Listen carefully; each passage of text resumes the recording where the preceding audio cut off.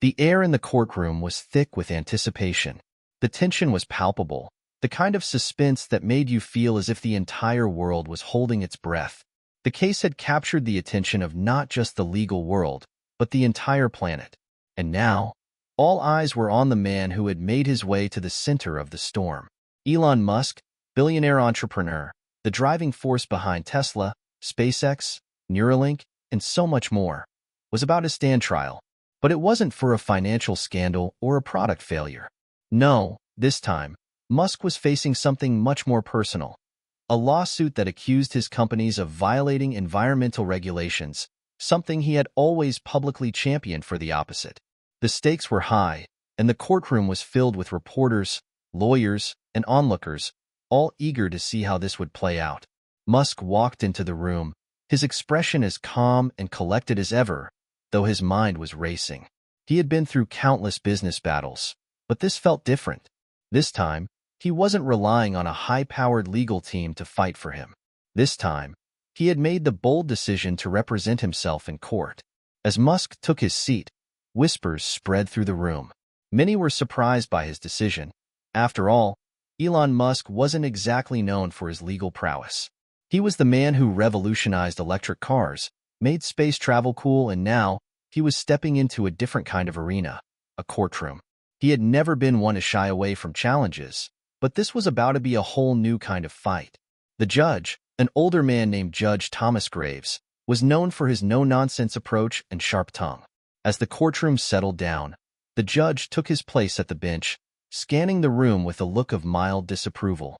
He had been briefed on Musk's decision to represent himself, and to say he was skeptical would be an understatement. "Mr. Musk," the judge began, his voice dripping with sarcasm, "I must say, it's certainly bold of you to choose to represent yourself. We don't often see CEOs of your caliber taking a hands-on approach in the courtroom.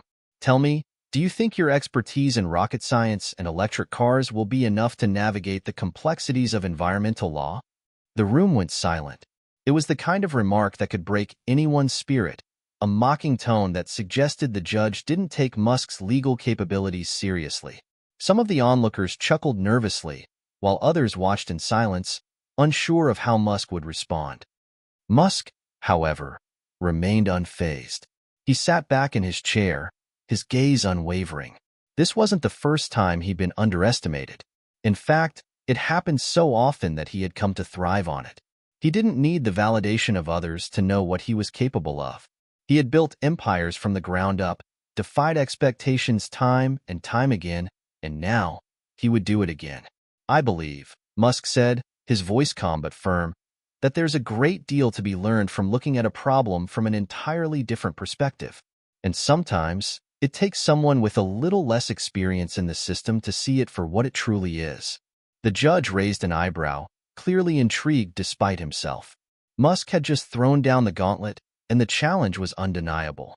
But would his different perspective be enough to sway the courtroom? Judge Graves, ever the skeptic, leaned forward, resting his hands on the bench. "Very well, Mr. Musk. Let's see what you've got. But be warned, I'm not here to coddle you. The law is not a playground for your ideas." Musk nodded, acknowledging the challenge. He was ready. He had always been a disruptor, whether in the world of technology or the world of law. He wasn't about to let a few condescending remarks throw him off course. In fact, it only made him more determined to prove that he was more than capable of handling this. As the proceedings began, Musk's legal strategy was immediately put to the test. The opposing counsel, a seasoned lawyer named Gregory Jameson, wasted no time in launching into a complex argument filled with legal jargon and references to environmental regulations. Jameson's demeanor was one of pure confidence. He had years of experience in the courtroom and was accustomed to taking down opponents who were far more qualified than Musk. Musk, however, remained calm, taking notes as Jameson spoke. He listened carefully, but he wasn't just hearing the words. He was analyzing, processing, and looking for weaknesses. He had spent the last few weeks immersing himself in environmental law, poring over case studies, and consulting with experts. But Musk's genius didn't lie in the technicalities of the law. It lay in his ability to approach problems in a way that others couldn't.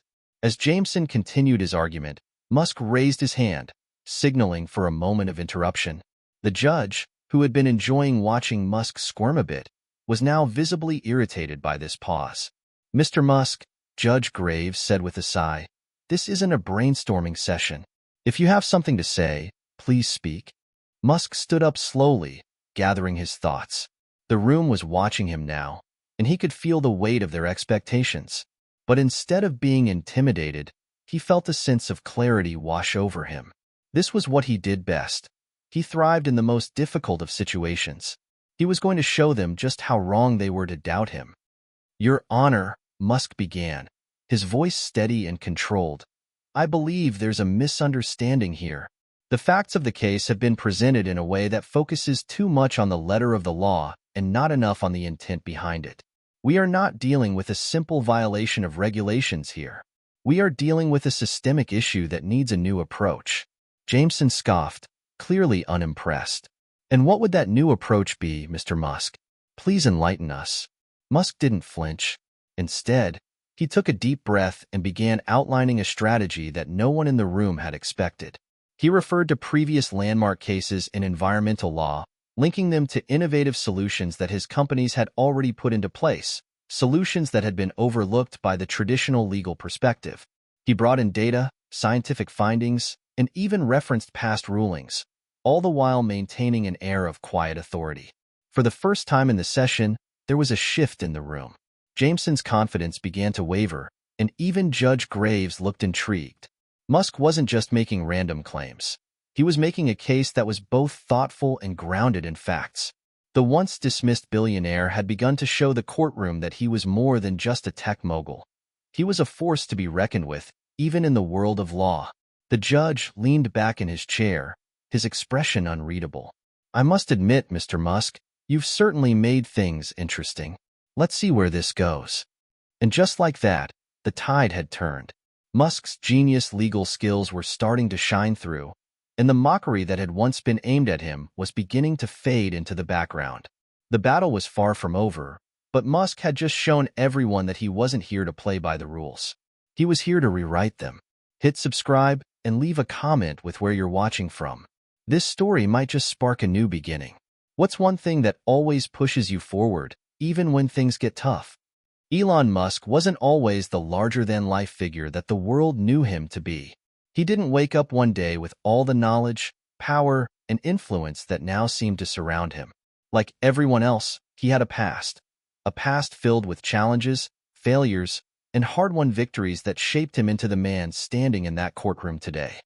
Born in Pretoria, South Africa, in 1971, Elon Musk was the son of a Canadian mother, May, a model and dietitian, and a South African father, Errol, an electromechanical engineer and property developer. Even as a young boy, it was clear that Elon was different from his peers. His mind was always racing, his curiosity insatiable. While most children played outside or watched cartoons, Elon spent his time reading books on science fiction, technology, and engineering. At the age of 12, he even taught himself how to program and created his first computer game, Blaster, which he sold for $500, a modest sum, but it marked the first sign of his entrepreneurial spirit. Elon's early years were not without their struggles. His parents divorced when he was just 9 years old, and the separation had a lasting impact on him. While his mother, May, remained a steady and supportive figure in his life, Elon's relationship with his father was strained. Errol, who had a complex and sometimes domineering personality, was not the kind of man to shower his son with affection or praise. The strained father-son relationship would haunt Musk for years, contributing to a sense of internal conflict and a deep drive to prove himself. At 17, Elon moved to Canada to attend Queen's University, and it wasn't long before he transferred to the University of Pennsylvania, where he earned degrees in both economics and physics. Even then, Musk's ambitions were bigger than what any classroom could contain. He knew that his destiny was far beyond the ordinary path most students would take. He dreamed of launching businesses that would revolutionize entire industries, making a real, lasting impact on the world. But success didn't come easily. In 1995, after dropping out of Stanford just 2 days into his PhD program, Musk took a leap of faith that would set the course for his future.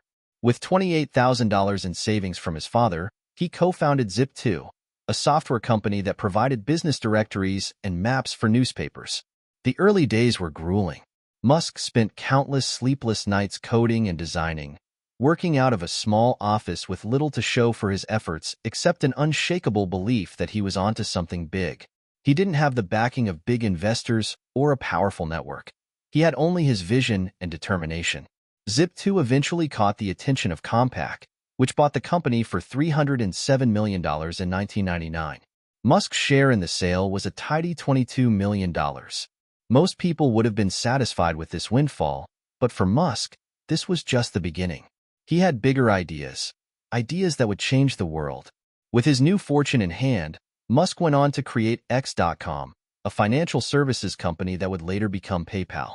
Again, he faced fierce competition and doubters, but his relentless drive propelled him forward. PayPal was ultimately sold to eBay for $1.5 billion in stock, and Musk walked away with $180 million. It was a pivotal moment in Musk's life. He was rich, successful, and had proved his worth to the world. But for him, it was never about the money. It was about the impact. He was restless.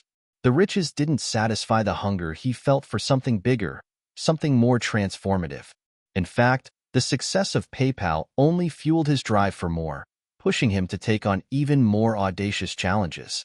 That's when SpaceX was born. SpaceX was the culmination of Musk's lifelong obsession with space exploration. He had been captivated by the idea of making life multiplanetary since his youth. Unlike others in the industry who saw space as a distant, untouchable frontier, Musk saw it as a challenge that could be conquered with innovation, vision, and technology. His ambition to colonize Mars wasn't just a pipe dream. It was a mission that consumed him. But SpaceX's path was far from easy. Musk sank his own money into the venture, betting everything on its success. The company faced numerous failures, from rocket explosions to failed launches, and at one point, Musk came close to giving up entirely. But he didn't. In 2008, after 3 failed attempts, SpaceX successfully launched the Falcon 9 rocket, becoming the first privately funded company to reach orbit.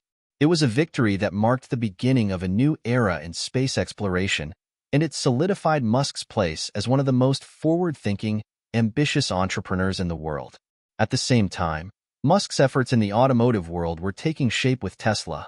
With the goal of proving that electric vehicles could be both sustainable and desirable, Musk threw himself into Tesla's development, facing tremendous skepticism from the industry. Many believed that electric cars were nothing more than a niche market, a passing trend. But Musk refused to accept that. He pushed Tesla forward, creating the Roadster, the first electric sports car, and eventually the Model S, a luxury sedan that would change perceptions of what electric cars could be. Tesla's rise to prominence was marked by numerous hurdles, from production delays to financial instability, but through it all, Musk stayed committed to his vision. And so, Tesla, SpaceX, and Musk's other ventures were born out of a relentless pursuit of innovation and a refusal to accept failure. But this drive, this almost obsessive need to change the world, often came at a personal cost. Musk's relationships were strained. His first marriage to Justine Wilson ended in divorce after 8 years, and his subsequent marriage to actress Tallulah Riley also ended in separation.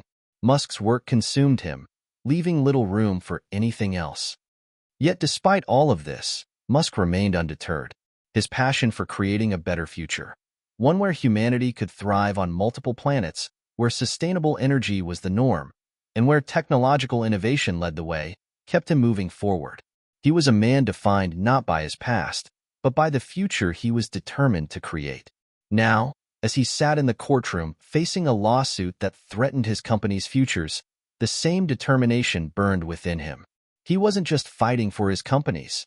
He was fighting for a vision that many considered far-fetched, but one that he knew could change the world.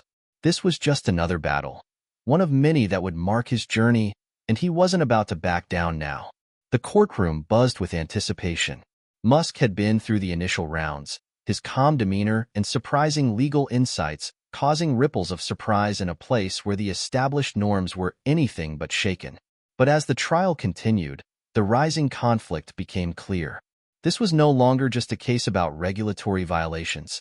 It was about a battle for control, a battle for perception, and ultimately, a battle for power. Elon Musk was used to being the underdog. He had always been the one people counted out, the one who defied conventional wisdom and proved the doubters wrong. But this time, things felt different. The opposition was relentless, and the stakes were higher than ever. The case at hand had far-reaching implications, not just for his companies, but for the way the world viewed his ability to lead, innovate, and execute. The courtroom was divided. On one side was Gregory Jameson, the sharp, experienced attorney representing the plaintiffs, a coalition of environmental advocacy groups. They had one mission: to hold Musk's companies accountable for what they believed were serious violations of environmental regulations. They had a strong case, built on legal precedents, regulatory documents, and a narrative that painted Musk's enterprises as reckless, cutting corners for profit. Their strategy was simple: expose Musk as a man who cared more about his bottom line than the planet. On the other side, Elon Musk, who had built his empire on a foundation of sustainability and technological progress. He wasn't just defending his companies. He was defending the future of clean energy, space exploration, and electric transportation. He knew that if this case went badly, it would set a precedent that could cripple innovation in the industries he had worked so hard to shape. Musk had always said that the fight wasn't just about the money.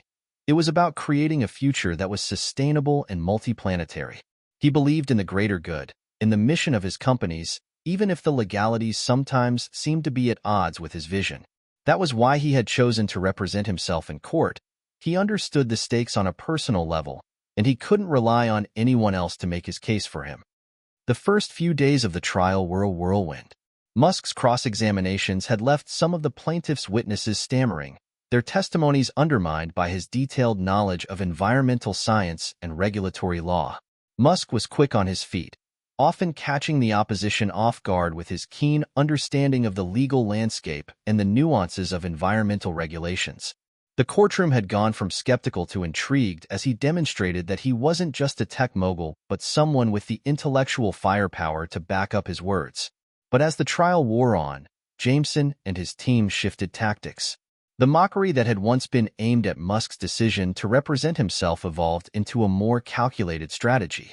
They began to target Musk's credibility, painting him as a man too focused on his big ideas and not enough on the details. They seized upon his occasional slip-ups, his moments of self-doubt when it came to specific legal intricacies, and twisted those moments into a narrative of a CEO out of touch with reality. "We have a witness," Jameson declared one afternoon, stepping forward with his trademark confidence. "A former Tesla engineer who will testify about the environmental damage caused by Musk's companies. Specifically, we'll hear about the careless disposal of waste materials at one of Tesla's manufacturing plants." Musk's face tightened, but he remained silent. He knew that this witness was part of a larger strategy to chip away at his credibility. The idea that someone within his own companies had turned against him made the whole situation even more personal. The press was already having a field day with the headlines, playing up the possibility of internal betrayal, wondering if Musk's obsession with innovation had led to a culture of negligence. As the witness took the stand, Musk could feel the tide beginning to shift. The former Tesla engineer, who had left the company under less than ideal circumstances, painted a picture of an environment where short-term profits often took precedence over long-term environmental concerns. According to the witness, there had been multiple instances of unsafe waste disposal practices and a general disregard for the rules governing hazardous materials. The accusations were damning, and the courtroom buzzed with murmurs of disbelief. Musk's hand clenched into a fist, but his expression remained stoic. He had been prepared for this. He knew there would be individuals who would try to tear down his legacy, who would take advantage of the most trivial flaws in his company's operations to make a case against him. But this wasn't just about defending his reputation. It was about ensuring that his companies could continue to function at the cutting edge of technology, and that the public didn't lose faith in their ability to make a real difference. When it was his turn to cross-examine the witness, Musk stood up. His mind was running at full speed, analyzing the statements, the body language, the inconsistencies in the engineer's testimony. He had done his research, and he was ready to fight back. He wasn't about to let one disgruntled employee derail everything he had built. "Mr. Hayes," Musk began, his voice steady. "You claim that Tesla engaged in unethical practices when it came to waste disposal. But let me ask you this. How many times did you raise these concerns during your time at Tesla?" The engineer faltered. Well, I didn't bring it up to upper management. I wasn't in a position to do that." Musk leaned in, his eyes locking onto the witness. "And how many other employees at your level did you see raise these concerns?" The engineer's response came after a long pause. "None." Musk nodded, keeping his gaze sharp. "It's strange, isn't it, that after all this time, you now claim to have been witness to such serious violations? Yet, when you had the chance, you chose to remain silent. If these issues were so serious, why didn't you take action when you were in a position to do so?" The witness seemed caught off guard, unable to offer a solid response. Musk had effectively turned the tables, highlighting the fact that the accusations weren't just based on one person's bitter perspective. They were built on a lack of accountability from within the company itself. Judge Graves, who had been watching the exchange intently, glanced at the jury, his expression neutral. He knew this was just one piece of a much larger puzzle. The case was far from over, and Musk had yet to see the full extent of what the plaintiffs had in store. But one thing was clear. Musk wasn't going to back down, no matter how personal or challenging this battle became. As Musk returned to his seat, he felt the weight of the courtroom shift again. The momentum was on his side, but the road ahead was still long, and the war was far from won. The true test of his genius was yet to come. The days in the courtroom blurred together, each one a relentless march toward an uncertain end. The prosecution had been building its case with impressive precision, and Elon Musk could feel the weight of their arguments pushing down on him, every accusation threatening to unravel the empire he had spent years constructing. But despite the pressure, there was something within him that refused to buckle. This trial wasn't just about his companies, it was about something much bigger: the future of innovation, the future of humanity. Musk had always been a disruptor, and it was clear that this was another arena where he would have to disrupt the system. What had started as a legal battle over regulatory violations had become a battle of ideologies, a clash between the traditional ways of doing business and Musk's vision for the future. On one side stood a world that valued compliance, tradition, and the status quo. On the other stood a man who had spent his life proving that the impossible was possible, whether it was colonizing Mars, building electric cars, or revolutionizing energy systems. But as the trial continued, Musk began to realize that he needed more than just his technical knowledge or his charisma.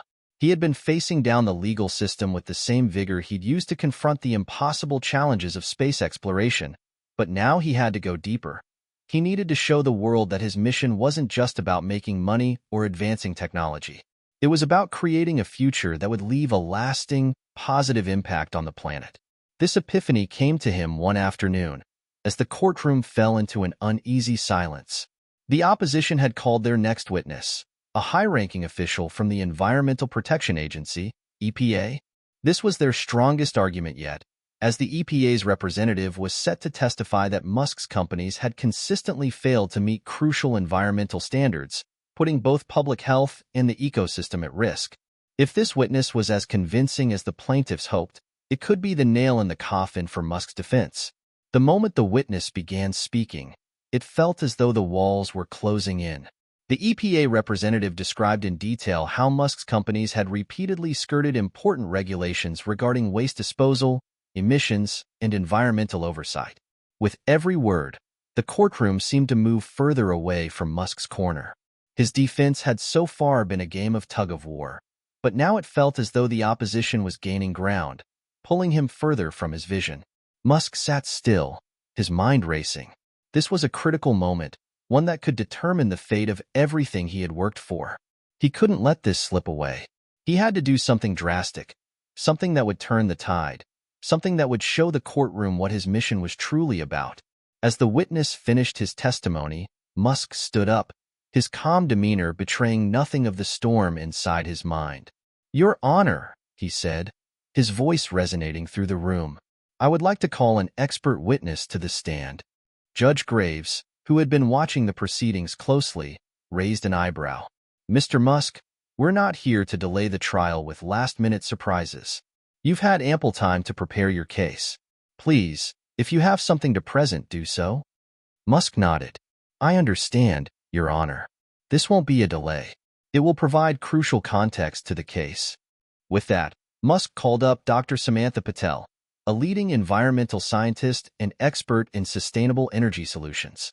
Dr. Patel had worked with Tesla on numerous projects, and Musk knew that her testimony would provide the courtroom with a new perspective, one that tied innovation directly to environmental preservation, and that would challenge the narrative the opposition was so determined to push.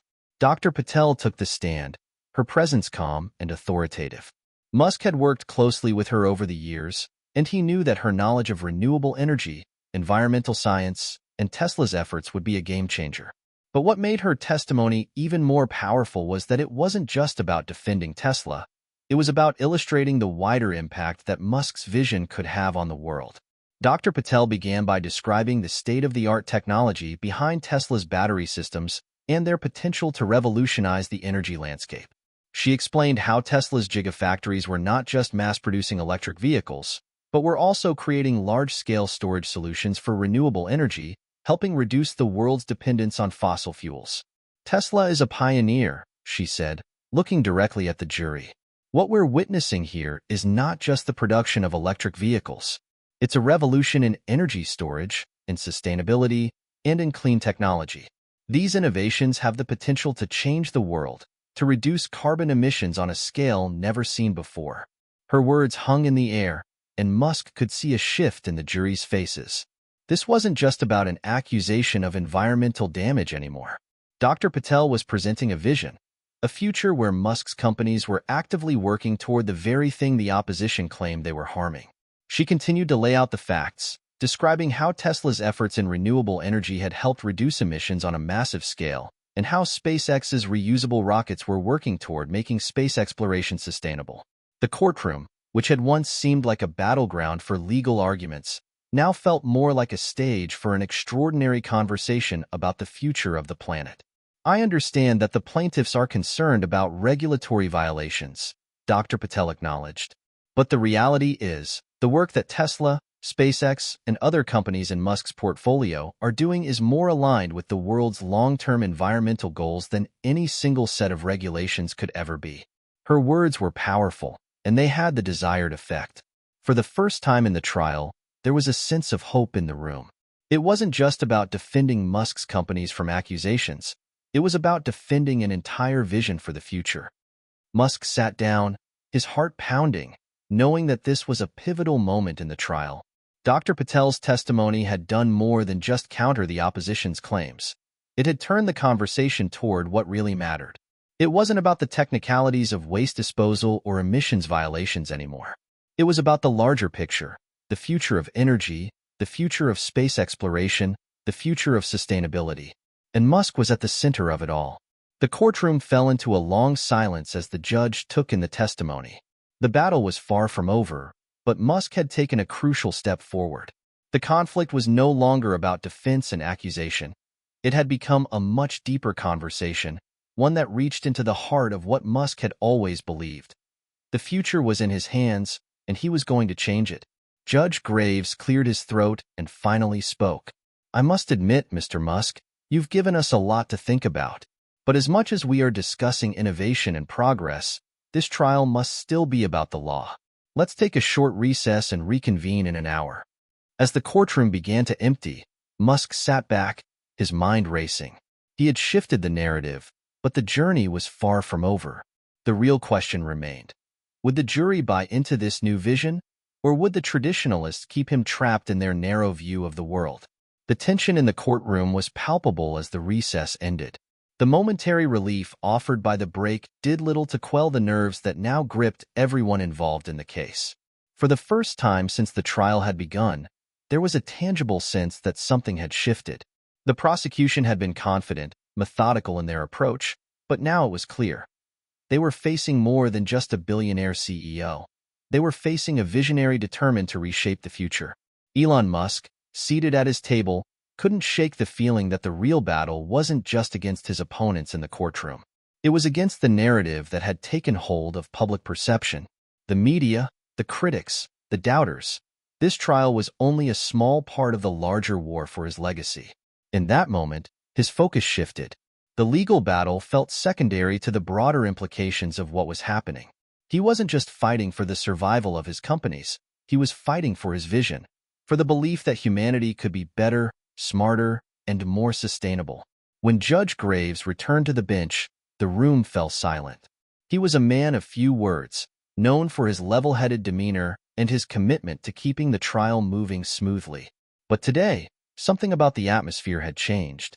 It wasn't just the stakes of the case. It was the weight of the conversation that had shifted, the undercurrent of something bigger than the facts at hand. The courtroom was no longer just a place where legal arguments were made. It had become a battleground for the very soul of innovation. Mr. Musk, Judge Graves began, his voice steady, you've presented a compelling argument regarding the broader impact of your companies on global sustainability and technological advancement. But the law is the law, and we are here to address specific violations. This case, as it stands, still hinges on the accusations of environmental damage. Are you ready to address those head-on? Musk stood up slowly, his heart pounding in his chest. He knew this was the moment that would define everything. It was no longer about countering individual claims or demonstrating the environmental strides his companies had made. It was about showing the jury why the rules needed to change, why the status quo wasn't enough for the world that lay ahead. Your Honor, Musk began, his voice firm but calm. I understand the importance of these regulations. I respect them. But the reality is, these regulations were created in a time when we didn't have the technology to change the world. We didn't have the means to build electric cars that could save millions of tons of carbon emissions. We didn't have the technology to harness sustainable energy at the scale we do now. We didn't have the vision to take humans to Mars, to make life multiplanetary. His eyes swept across the courtroom, meeting the gaze of the jury, of the lawyers, of the press. Every word felt like a weight lifted off his shoulders, a release of the pressure that had been building for so long. This wasn't just about laws written decades ago. It was about a new kind of world, one that required flexibility, boldness, and the willingness to push boundaries. I'm not here to dismiss the importance of environmental protection, he continued, his voice gaining strength with each word. But we can't solve the world's problems with the same thinking that caused them. We need innovation. We need change. And that requires us to think beyond the framework of outdated regulations. This is bigger than Tesla or SpaceX. This is about creating a future where humanity can thrive. A murmur rippled through the room, and Musk could see the shift. It wasn't just about defending himself anymore. It wasn't about outsmarting the prosecution or the witnesses. It was about bringing people into his vision, getting them to see the world he saw, the one where technology wasn't just a tool but a lifeline. Suddenly, the doors to the courtroom opened, and a group of Tesla employees filed in. They were carrying large display boards, each with images and data charts that demonstrated the environmental impact Tesla had already made on a global scale. How the company had reduced emissions by millions of tons, how their electric cars had helped transform entire industries, how their solar solutions had changed the way homes and businesses consumed energy. Musk motioned to them as they set up the displays. These are just some of the changes we've brought about with the resources we've built. Tesla is helping to make the world cleaner, and SpaceX is working to ensure that humanity has a future beyond Earth. Yes, we've made mistakes along the way, but every mistake has led us to be better, to be more responsible. This is a trial, but it's also a test for the future. The way forward is not through punitive measures, but through innovation and responsibility. We have the ability to make a real difference, but only if we're allowed to continue pushing the envelope. The jury seemed transfixed, their attention fully on Musk and the data now before them. His words resonated not just as a defense of his companies, but as a call to action for everyone in that room. The emotional weight of the situation hit Musk fully in that moment. He wasn't just defending a company or a product. He was defending a worldview, a way of thinking that demanded more from the world. It was a worldview that had been dismissed, ridiculed, and criticized for years. But now, in this courtroom, Musk had found a way to make it undeniable. As Musk sat down, the room felt as though it had collectively held its breath. The prosecution had been relentless in its pursuit, but Musk had just presented an argument so powerful, so heartfelt, that even the most hardened skeptics had to stop and reconsider. For the first time in the trial, there was a sense of uncertainty hanging in the air.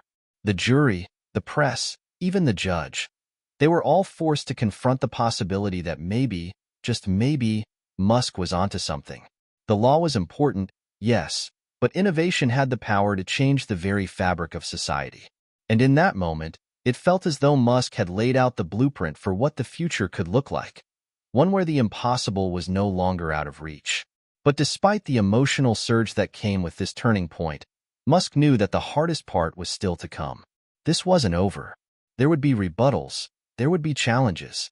And while the courtroom had been rocked by his words, there was still the matter of whether the jury would buy into his vision. Judge Graves cleared his throat, his voice carrying the weight of the moment. We will now take a brief recess before the defense can present any further evidence. This case is far from concluded, but the arguments have taken a profound turn. Let's take a moment for reflection. As the room emptied, Musk leaned back in his chair. His mind was racing, his heart still pounding in his chest. He had made his case, but the journey was far from over. The path to the future had never seemed so close, and yet, so uncertain. The courtroom had become a silent arena, the air thick with anticipation. It had been an emotional roller coaster for everyone involved, but now, as the final moments of the trial approached, the stakes were higher than ever. Elon Musk, after presenting his vision for the future, sat quietly at his defense table, a mixture of exhaustion and determination etched on his face. The journey to this point had been a battle of wills, an intellectual, emotional, and legal confrontation that had tested every aspect of his resilience. Yet, despite the turbulence, one thing was undeniable. Musk had fought with everything he had, and now the ultimate decision lay in the hands of the jury. Judge Graves, who had maintained a calm and composed demeanor throughout the trial, stood up and addressed the room. His voice was steady but carried the weight of the moment. "Ladies and gentlemen of the jury," Judge Graves began, "we've heard from both sides. We've heard passionate arguments, compelling evidence, and we've witnessed a battle of ideals.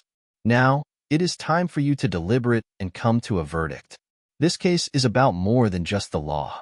It's about the future of innovation, the responsibilities of those who lead it, and the values that will guide us forward. I trust you will take all of this into consideration." Musk couldn't help but feel a deep sense of reflection as the jury left the room. His thoughts swirled, but his focus remained sharp.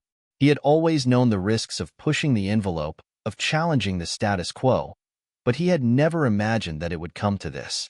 This trial wasn't just about proving his companies innocent of environmental violations. It was about proving that the world needed to embrace innovation, to take risks in the pursuit of a better future. But as the minutes ticked by, Musk's mind wandered to something deeper. He thought about his family, his children, his loved ones, and the sacrifices they had made over the years for the sake of his vision. They had supported him when the world doubted him. They had stood by him through the long nights and endless struggles. This moment wasn't just about his companies or his legacy. It was about proving to them that his dreams were worth the fight. As the door to the courtroom opened once more, the jury filed back in. The tension was palpable. Every person in the room knew that the next few moments would define not only Musk's fate, but the fate of the bold vision he had worked tirelessly to build. The jury foreman stood up, holding the official verdict in his hands. The room fell into an even deeper silence as everyone held their breath. "Your Honor," the foreman began, "we, the jury, have come to a decision." He paused, and the courtroom seemed to stretch in time, as if the world itself was waiting for the words that would follow. Musk's heart raced as he sat motionless, the weight of the trial hanging over him. Would the jury see beyond the surface and recognize the larger mission? Would they choose to embrace the future over the past? We find the defendant, Elon Musk, not guilty of the environmental charges brought against him. A wave of relief washed over him. It was as if the air had been released from his lungs, the tension in his body melting away. He had won, not just the case, but a moral victory. The future he had fought for, with all its challenges and potential, had been given a chance. The courtroom erupted into murmurs of disbelief, some people smiling in quiet victory, others shocked by the unexpected outcome. The prosecution team sat stunned, their carefully crafted case crumbling in front of them. Even Judge Graves appeared slightly taken aback by the jury's decision, but he quickly composed himself. "Mr. Musk," Judge Graves said, his voice neutral, "this court has made its ruling. You are free to go. However, let this be a reminder to you and to all who seek to push the boundaries of innovation. While the world needs visionaries, it also needs responsibility. The law is not an obstacle, but a guide. Let your actions moving forward be a testament to the balance between progress and accountability." Musk nodded, understanding the gravity of the judge's words. There was no denying that his journey wasn't over. In fact, it had only just begun. As he walked out of the courtroom, his legal team by his side, Musk couldn't help but feel a sense of gratitude. The victory, though sweet, was not the only thing that mattered to him. The real triumph was in the opportunity to continue pushing forward, to continue breaking boundaries and creating a future that would inspire generations to come. But as the doors to the courtroom closed behind him, Musk paused for a moment. He thought about the countless people who had stood by him, his team, his family, his supporters. He had often said that innovation was the key to humanity's survival, but today, he realized something deeper. It was the connections, the relationships, and the shared vision that made the journey worthwhile. In the days that followed, the world would begin to process the implications of the trial. News outlets and social media erupted with commentary, but one thing was certain. The trial had become a defining moment in the ongoing conversation about the role of business, technology, and ethics in the modern world. The question was no longer whether Musk's companies would succeed. It was about how the world would respond to his unrelenting quest for progress. And as for Musk himself, he didn't plan to stop. The trial may have been over, but the road ahead was long, and there was so much more to be done. He had proven his point. Now it was time to make sure the future he had fought for was realized. The day after the verdict was handed down, the news was everywhere. Headlines screamed, "Elon Musk acquitted. Innovation wins in court." Social media exploded with reactions from every corner of the globe, and the usual debates over Musk's business practices and unorthodox methods shifted to discussions about his victory, about what it meant not only for him but for the future of innovation, business, and society. Musk had always been a polarizing figure. To some, he was a genius, a visionary whose work had reshaped entire industries and whose ideas were moving humanity forward. To others, he was reckless, a disruptor who played fast and loose with regulations and made waves in ways that created chaos more than order. But now, after the trial, something had changed in the public perception. It wasn't just his ideas that had made headlines. It was his fight for them, his refusal to conform to the traditional rules that everyone else followed. He sat in his office at Tesla's headquarters, looking out over the sprawling campus. The morning light filtered in through the windows, casting long shadows across the room. It had been a sleepless night, his mind still racing with everything that had happened and the vast implications of the trial's outcome. But as he watched the sunlight dance on the polished floors, he felt a sense of clarity begin to settle in. For years, Musk had been battling against the grain of the establishment. He had pushed for electric cars when the world was still obsessed with gasoline. He had built rockets to go to Mars when space travel was reserved for government agencies. He had taken risks, faced ridicule, and endured countless failures. And now, despite all the obstacles, it seemed that the world was beginning to understand what he had always believed. That the future wasn't about staying safe, staying comfortable. It was about breaking through the boundaries, about looking at problems from angles no one else dared to consider. His phone buzzed, interrupting his thoughts. It was a text message from his legal team. "Elon, we need to talk. The board is requesting a meeting with you to discuss the next steps. They're pushing to expand Tesla's presence globally, and SpaceX is looking to accelerate Mars missions. They want you to lead this expansion." Musk felt a smile tug at the corners of his lips. The victory in the courtroom was just the beginning of a much bigger journey. The public, the media, and the world were now watching him closely, waiting to see what he would do next. But it wasn't about pleasing the crowd. It never had been. He tapped out a quick response, Let's do it. I'm ready for the next chapter. Hours later, Musk stood in the conference room, surrounded by key members of Tesla's leadership team and SpaceX's executives. The air was thick with anticipation. They had all seen the potential in Musk's vision, but now the question was how to push it forward on a global scale. The legal battle was over, but the real challenge lay ahead. How to ensure that Musk's dreams didn't just remain dreams, but were turned into tangible, global impacts. Gentlemen and ladies, Musk began, his voice steady as he addressed the group. We've made a dent in the world, but we're just getting started. The trial might be behind us, but our mission, our purpose, has never been more urgent. We're not here to play by the old rules. We're here to rewrite them. There was a murmur of agreement in the room. The energy in the conference room felt different now, more electric, more alive, as if everyone could feel the momentum that was building. We're going to expand Tesla's reach into markets that have never seen the impact of our technology. We're going to revolutionize not just electric vehicles, but energy storage, renewable solutions, and beyond. And SpaceX? Mars isn't a dream anymore. We're going to start making serious moves toward interplanetary colonization. It's time to move beyond Earth. The room fell silent as everyone processed his words. The stakes were higher now. Musk had always been known for his bold plans, but this time, it felt different. The world was watching. This wasn't just about a company or a vision. It was about changing the course of humanity's future. Musk continued, pacing the room as he spoke. We've got the technology, the talent, and now the momentum. But we need more than that. We need the world to understand what's at stake here. We're not talking about mere profits. We're talking about survival, about advancing humanity, about ensuring that we have the ability to thrive, not just here on Earth, but in space. He paused, looking around the room. His words hung in the air, the weight of them sinking in. This is about creating a new future, a future where innovation isn't feared, but embraced, where the rules aren't there to limit us, but to help guide us as we reshape the world. We've been given a rare opportunity, a moment in history when we can truly change everything. And we're not going to waste it. There was a palpable shift in the room as everyone around the table nodded in agreement. For the first time in years, they were all fully aligned. They were not simply Musk's employees. They were his collaborators in this mission to change the world. Outside the conference room, Musk walked out to the balcony, gazing out over the Tesla campus. The sprawling landscape of solar panels and electric car charging stations was more than just a physical space. It was a symbol of what he had built, what he had fought for. But even as he admired the fruits of his labor, he knew that this was just the beginning. The challenges ahead were daunting, but Musk was ready.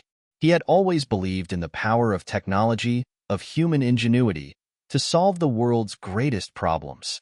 Now, with the courtroom battle behind him and the world watching, it was time to make those dreams a reality on an even larger scale. The road ahead would not be easy. There would be setbacks, obstacles, and critics. But Musk had faced those challenges before, and he had always emerged stronger. The victory in the courtroom had been significant, but it was the beginning of something far greater. A chance to build a legacy that would last for generations. A legacy where humanity wasn't confined to the Earth, but had the potential to reach for the stars. As the sun dipped below the horizon, casting a warm glow over the landscape, Musk smiled to himself. The battle had been won, but the real work, the work that would define the future, was just beginning. The months following the trial's verdict were nothing short of transformative for Elon Musk. With the legal battle behind him, the spotlight on his every move became brighter, but Musk was never one to shy away from the heat. In fact, he thrived in it. The more attention he drew, the more he saw the potential for change, not just for his companies, but for the world at large. Tesla's stock surged, SpaceX's missions became increasingly successful, and the media's fascination with Musk only intensified. His courtroom victory had been a rallying cry for a new kind of thinking, a new kind of business, one that wasn't afraid to challenge convention, to question the status quo. Musk didn't just want to change industries, he wanted to change the world. With the legal pressures lifting, he could now focus on expanding his vision. Musk had always been keen on the idea that innovation needed to scale globally, that one couldn't just change a single market or a single nation. No, To truly make an impact, you needed to think on a planetary level. So he did. The first major step in this new phase of Tesla's expansion was entering the untapped markets of Asia and Africa. Both continents represented untold potential for the future of electric vehicles, solar energy, and renewable technologies. In cities across India, China, and the African continent, Tesla began building the infrastructure it needed to bring clean energy solutions to the masses. Musk wasn't just thinking about electric cars anymore. He was thinking about how Tesla could revolutionize entire economies. He stood at the edge of the rooftop of one of Tesla's new factories in Shanghai, the wind blowing through his hair as he surveyed the sprawling facility below. This was more than just another factory. It was a symbol of Tesla's promise to bring electric mobility to the masses, to help eliminate the world's dependence on fossil fuels, and to create a sustainable future. Asia is where we need to be, Musk said to his team, who had gathered around him for the meeting. This is the future.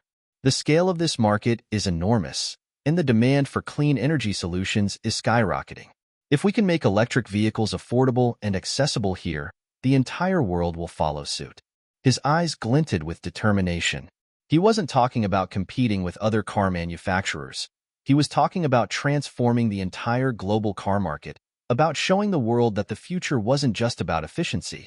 It was about sustainability, responsibility, and progress. But expanding Tesla's reach wasn't the only goal Musk had in mind. SpaceX was moving forward as well, with more successful launches, deeper collaborations with NASA, and an increasing focus on Mars exploration. Musk had promised the world that SpaceX would be the vehicle for human interplanetary colonization, and he was determined to keep that promise. He stood before a massive screen in SpaceX's Mission Control Center, his finger hovering over the launch button. On the other side of the screen, a group of engineers worked diligently, ensuring everything was in place. The next mission to Mars was about to begin. This wasn't just another test flight. This was the next step in humanity's journey to become a multi-planetary species. We are going to Mars. Not in 100 years, but in our lifetimes, Musk declared, his voice cutting through the room's tension. We're not just sending a ship to orbit. We're preparing for human colonization. That's the endgame. The launch was flawless. As the rocket soared into the sky, the SpaceX team erupted in cheers. For Musk, this was a victory, but it was also a reminder of how far they had come, and how far they still had to go. His mind raced as he watched the footage of the rocket's ascent. Mars was within reach, but it was more than just a destination. It was proof that humanity could look beyond the confines of Earth and stretch the boundaries of what was possible. For Musk, that was the ultimate challenge, and he wasn't going to stop until it was realized. Back on Earth, things were equally transformative. Musk didn't just want to expand his companies. He wanted to change the entire landscape of innovation. Tesla's solar roof, which had once been a pipe dream, was now being installed on homes and businesses across the globe. Musk's belief in renewable energy was not just a matter of convenience. It was a necessity. Tesla had developed cutting-edge solar panels and home battery storage units, which allowed homeowners to power their homes sustainably and off the grid. But Musk saw the potential to go beyond that. He envisioned entire cities powered by solar and wind energy, with self-sustaining systems that didn't rely on traditional power grids. This wasn't just about selling products. This was about shifting entire societies towards sustainability. We have the power to change how the world operates, Musk said during a press conference. We don't just want to sell products. We want to create ecosystems of sustainability. Our energy solutions are designed to help the world move away from fossil fuels, to empower individuals to take control of their energy needs. However, not all reactions to Musk's rapidly expanding empire were positive. Critics were quick to point out that his ambitions often seemed too grandiose, too far-reaching. They questioned whether he was biting off more than he could chew. But Musk, as always, remained undeterred. I've never been interested in doing things that are easy, Musk responded during an interview when asked about the skeptics. The world's problems are too big, and the solutions too urgent, for us to wait around and take the safe route. We need to move fast, and we need to be bold. We need to disrupt. And that was exactly what he did. Musk's projects continued to grow, pushing the boundaries of what people thought was possible. As Tesla's fleet of electric vehicles expanded across the globe, and SpaceX's rockets launched toward Mars, Musk's vision for the future was becoming more tangible. The world was starting to see the incredible potential in his vision, but the journey was far from over. Elon Musk had never been one to rest on his laurels. Even with the immense progress he had made, he knew that every step forward brought new challenges. Expanding Tesla's presence globally wasn't just about market share. It was about redefining the way the world thought about energy. And Mars? Mars wasn't just a destination. It was a proof point, a symbol of human ingenuity, a testament to what could be achieved when ambition met innovation. The future was unfolding before Musk, and though the path was fraught with obstacles, there was a sense of inevitability to it. He wasn't just a businessman. He was a man on a mission, and that mission? To change the world and beyond. As the months passed, Elon Musk's empire grew exponentially. Tesla's market share surged, the company's electric vehicles were now a common sight on roads around the world, and SpaceX's Mars missions were making unprecedented strides. For many, Musk was becoming the face of the future, an unstoppable force in the worlds of technology, transportation, and space exploration. But beneath the surface, cracks were beginning to form. The immense pressure Musk was under began to weigh on him in ways he hadn't anticipated. His ambition to revolutionize multiple industries at once had never been more apparent, and while his public persona remained one of relentless determination, the burden of his vision was starting to take a toll on him. Long hours, sleepless nights, and the constant demands of his many ventures were leaving him drained. The media, once enamored with his every move, began to shift tone. Where there had once been admiration, there were now whispers of burnout and doubts about his ability to balance it all. In private, Musk's team had started noticing signs of strain. His meetings were becoming more erratic, his usually sharp focus sometimes slipping. He was known for working late into the night, but now his colleagues were seeing him pull even longer hours, growing more irritable as deadlines loomed and projects expanded. He'd always pushed the limits of what was humanly possible, but now even Musk's legendary work ethic seemed to be taking a toll. One afternoon, during a high-pressure meeting at Tesla's headquarters, Musk looked around at his leadership team, the faces of the people he trusted most. They all seemed eager, optimistic, but there was something different in the air today, an unspoken tension. "We've made incredible progress with the Cybertruck," Elon said, his voice sounding a little more strained than usual. "But I need more time. We're pushing the boundaries with this, and I need to make sure everything is perfect." The team nodded, knowing full well how important the Cybertruck was to Tesla's future. The world was watching to see if Musk could deliver on his promise of a radically designed electric truck that would shake up the automotive industry. But some of them, privately, worried whether Musk was taking on too much. How much longer could he sustain this pace? Elon paused for a moment and leaned back in his chair, his hands rubbing his temples. "Maybe we've gone too fast," he muttered under his breath, barely loud enough for anyone to hear. But they all caught the words. There was an unsettling tone in his voice, one that even his most loyal supporters couldn't ignore. Before anyone could respond, he straightened up and, almost as if to dismiss the moment, added, "No, we can't slow down. We're changing the world. Let's keep moving." But the room wasn't the same afterward. Musk's words lingered in the air like a heavy fog. It wasn't just about the next product launch. It was about something deeper. Everyone in the room had seen the shift in his demeanor. Even the most dedicated leaders of Tesla and SpaceX couldn't ignore the fact that Musk seemed to be cracking under the pressure.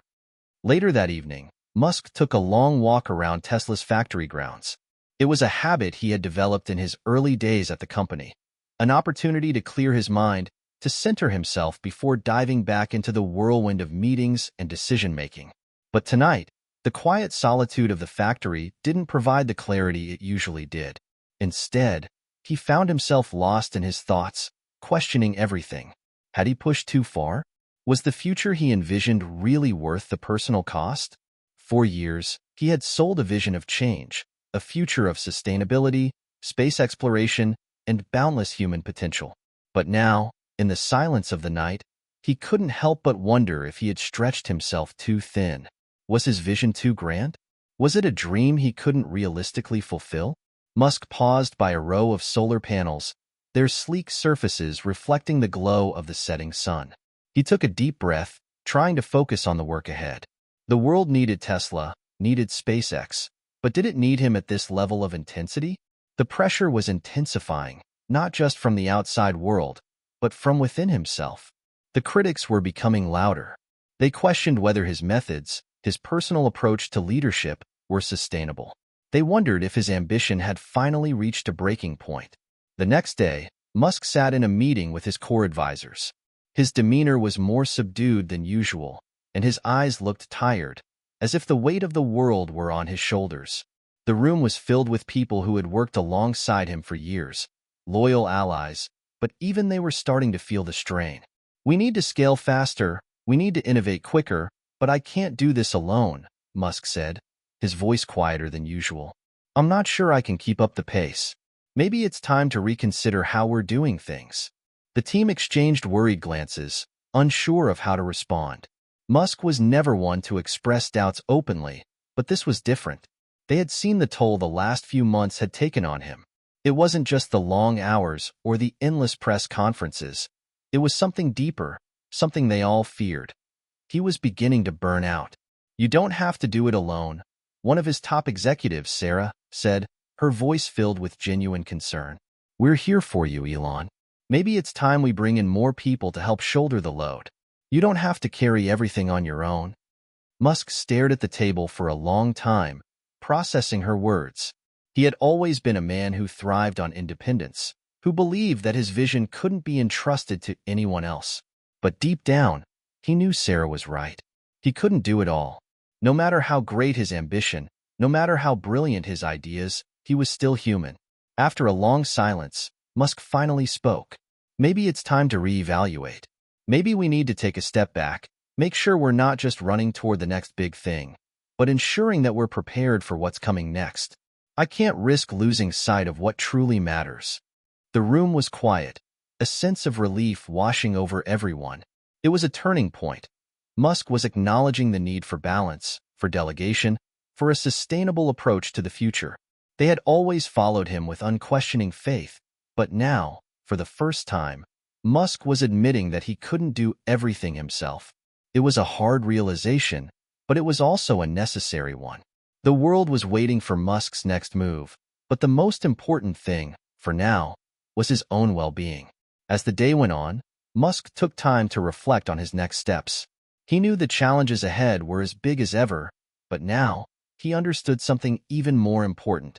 Change wasn't just about moving fast. It was about building a foundation that could support long-term progress.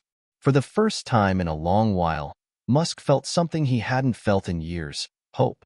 Not just for the companies he had built, but for himself. The future was still within reach, but the path forward was going to require a new approach, a balance between ambition and reality, between pushing the limits and ensuring sustainability. And in that moment, Musk realized that the journey ahead, while daunting, was not one he had to face alone. After a few weeks of reflection and quiet adjustments, Elon Musk found himself standing at the helm of a new phase in his life, a phase of reinvention. The pressure had been overwhelming at times, but it had also sparked something inside him. His recent admission of vulnerability wasn't a sign of weakness, but of wisdom. He had learned that while ambition and relentless drive were essential, they were not enough on their own. He had built Tesla and SpaceX on bold dreams, but now he needed to build them on a foundation of sustainable leadership. The reality of running multiple groundbreaking companies was beginning to take shape in his mind. Tesla wasn't just about selling electric cars. It was about reshaping industries, rethinking what it meant to live sustainably. SpaceX wasn't merely a space agency. It was the spearhead of humanity's interplanetary future. But to truly achieve these lofty goals, Musk realized he needed to evolve, not just his company's, but his own leadership style. As he sat at his desk late one evening, surrounded by reports and blueprints, a thought began to form.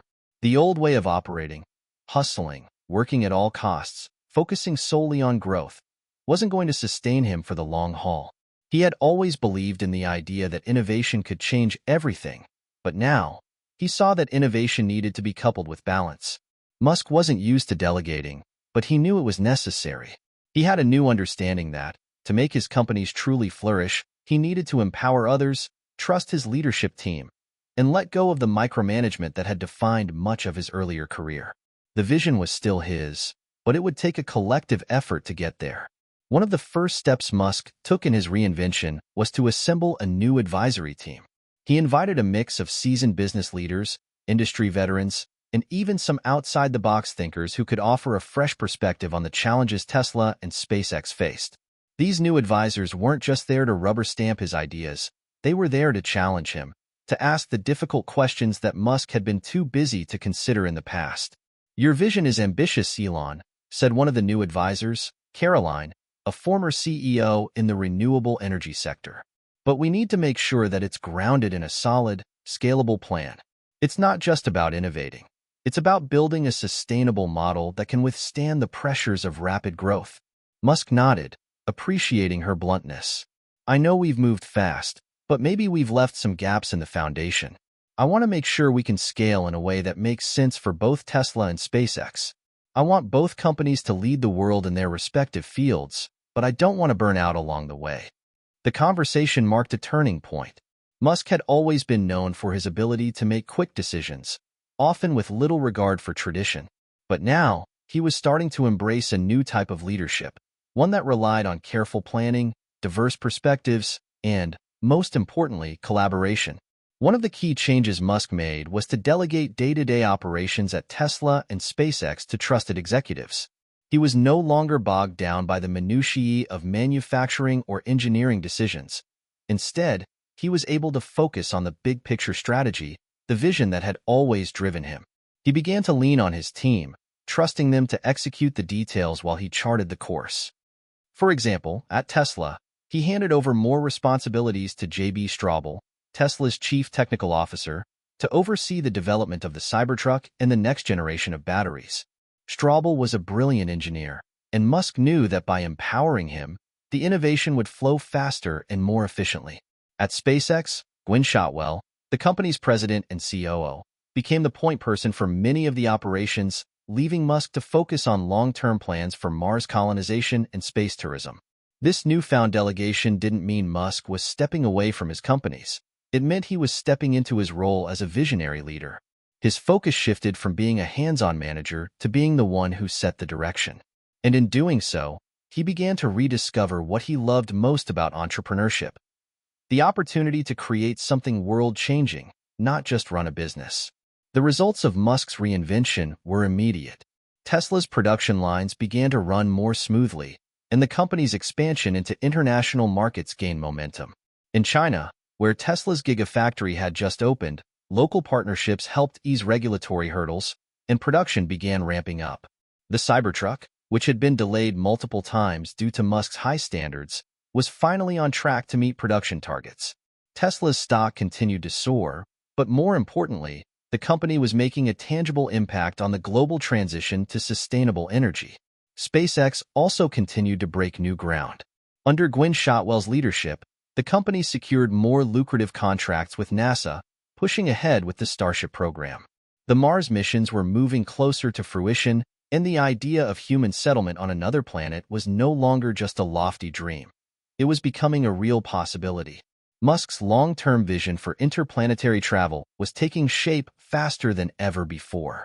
And as these successes unfolded, Musk found himself with more time to focus on the philosophical side of his work. What was the purpose of all of this? Was it really about creating a profit, or was it about something larger? Musk had always been driven by a desire to solve humanity's biggest problems. But now he understood that the solution wasn't just about technology, it was about creating a world that could sustain future generations. During a rare moment of quiet reflection, Musk sat in his office late one evening, looking out at the stars. He had always been fascinated by space, but now, with his companies thriving and his vision moving forward, he felt a deeper connection to his work than ever before.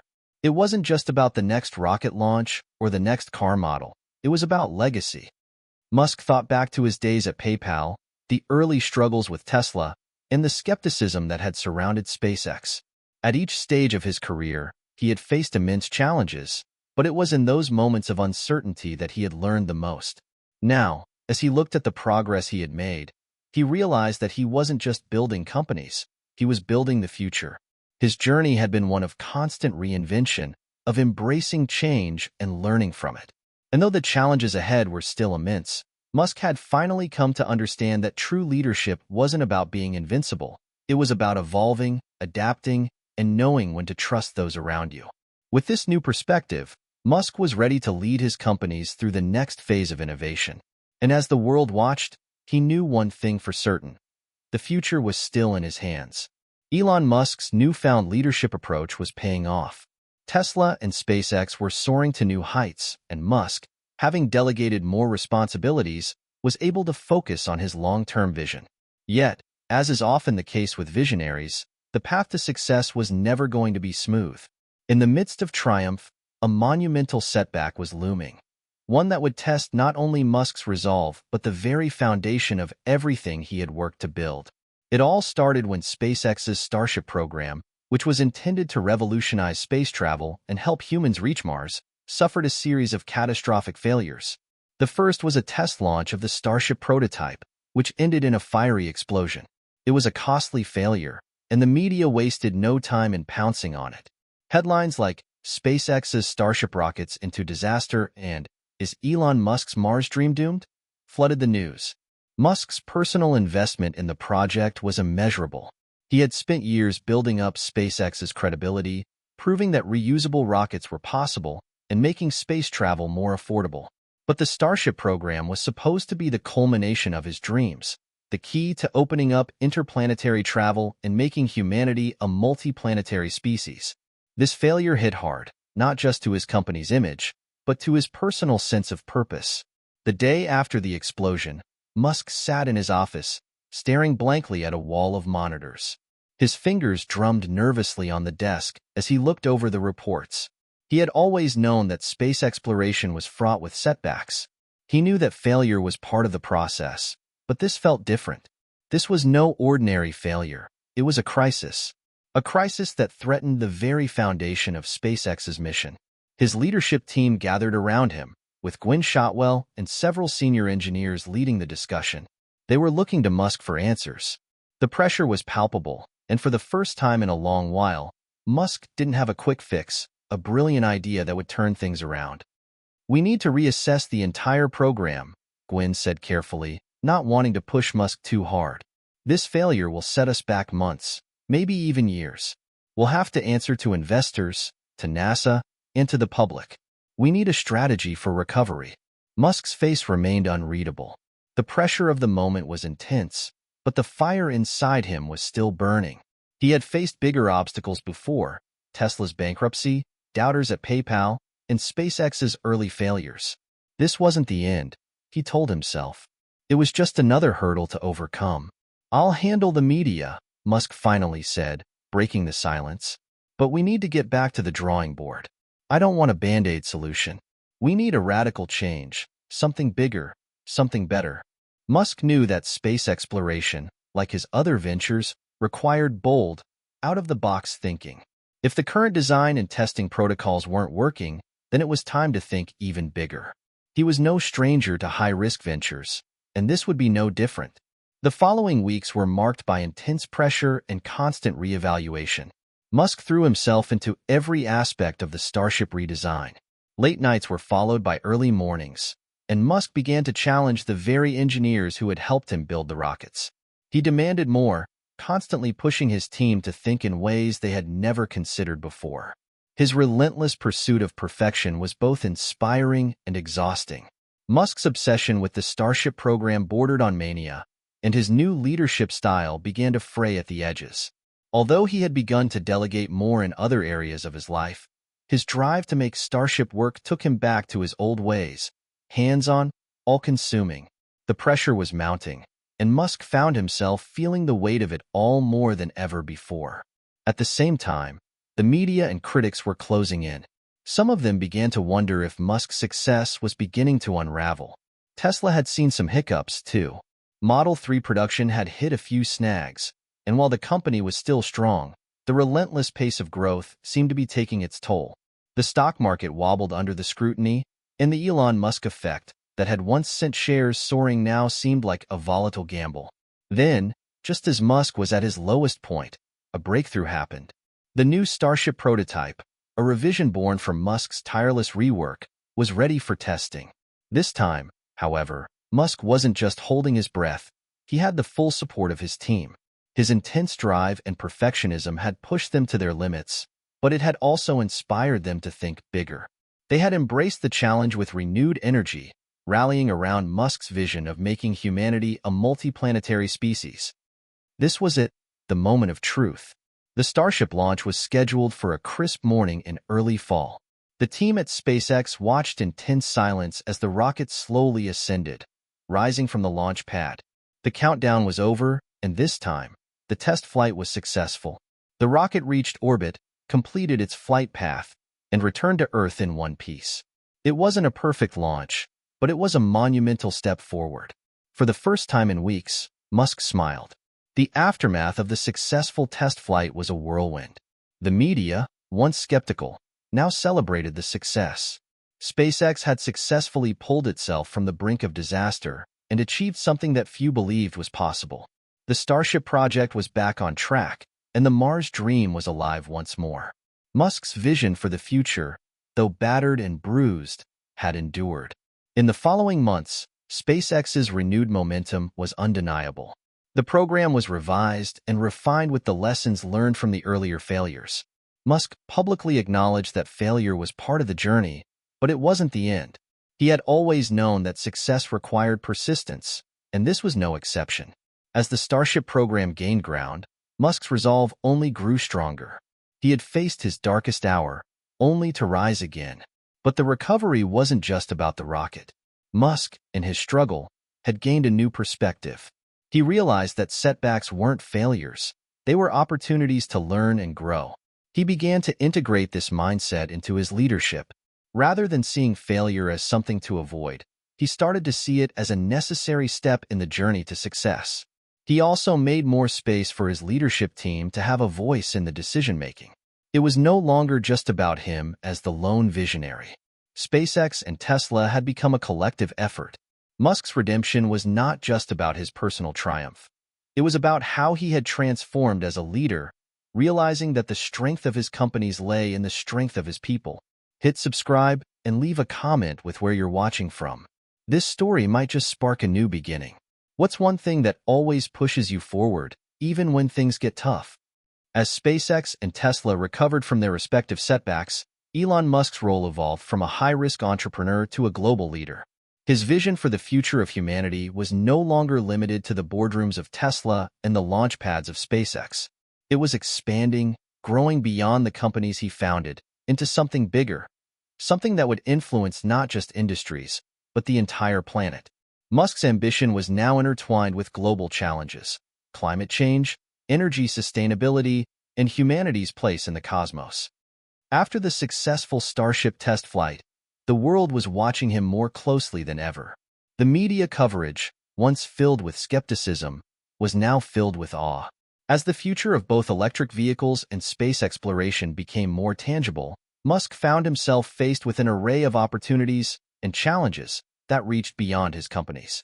Tesla was on the verge of rolling out its revolutionary new energy products: solar panels that could integrate seamlessly into everyday life, and more efficient batteries for homes and businesses. Musk believed that these products had the potential to change the energy landscape, pushing the world closer to the goal of sustainable energy. But, as always, with these opportunities came resistance, from oil industries, from politicians, and from global powers that had more to lose than gain from a shift in the energy status quo. Musk began to think bigger. He saw the opportunity to not just lead companies, but to lead a movement. He began traveling around the world, speaking at summits and conferences, addressing global leaders and entrepreneurs. He found himself standing side by side with the likes of world leaders, philanthropists, and industry giants, advocating for a sustainable future. At the World Economic Forum in Davos, Musk was invited to speak on a panel about climate change and technological solutions. It was a prestigious event, and for the first time, Musk found himself surrounded by a global audience of political figures and world-renowned business leaders. He had a moment to address not just his usual crowd, tech enthusiasts and investors, but an entirely different sphere of influence. As he took the stage, the energy in the room was palpable. There were many who admired Musk's innovation and leadership, but there were also those who remained skeptical of his broader goals.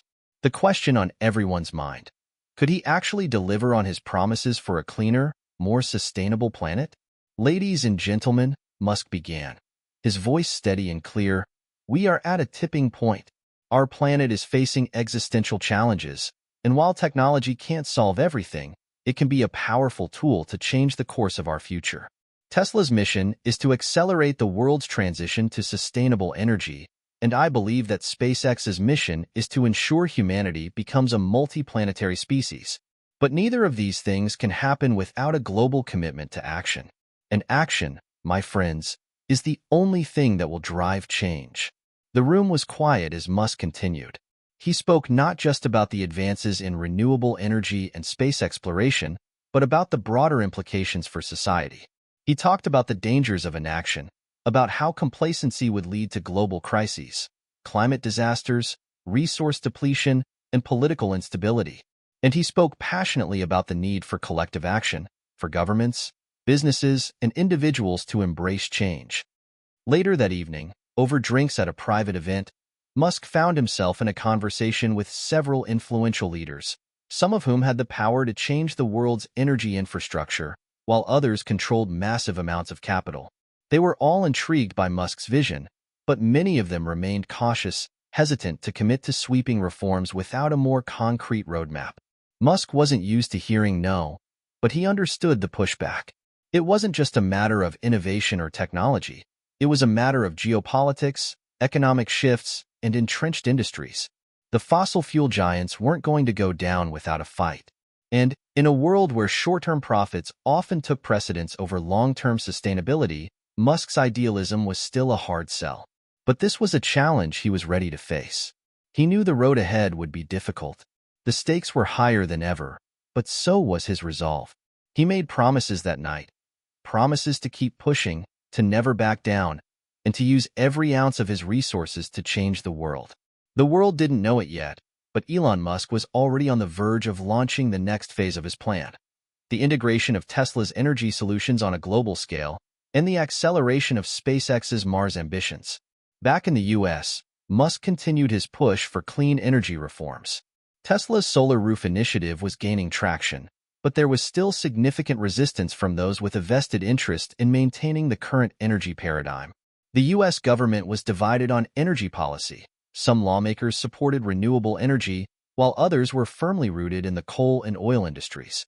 And even among those who recognized the need for change, there were debates about how quickly it could or should happen. In an attempt to shift the conversation, Musk took a bold step.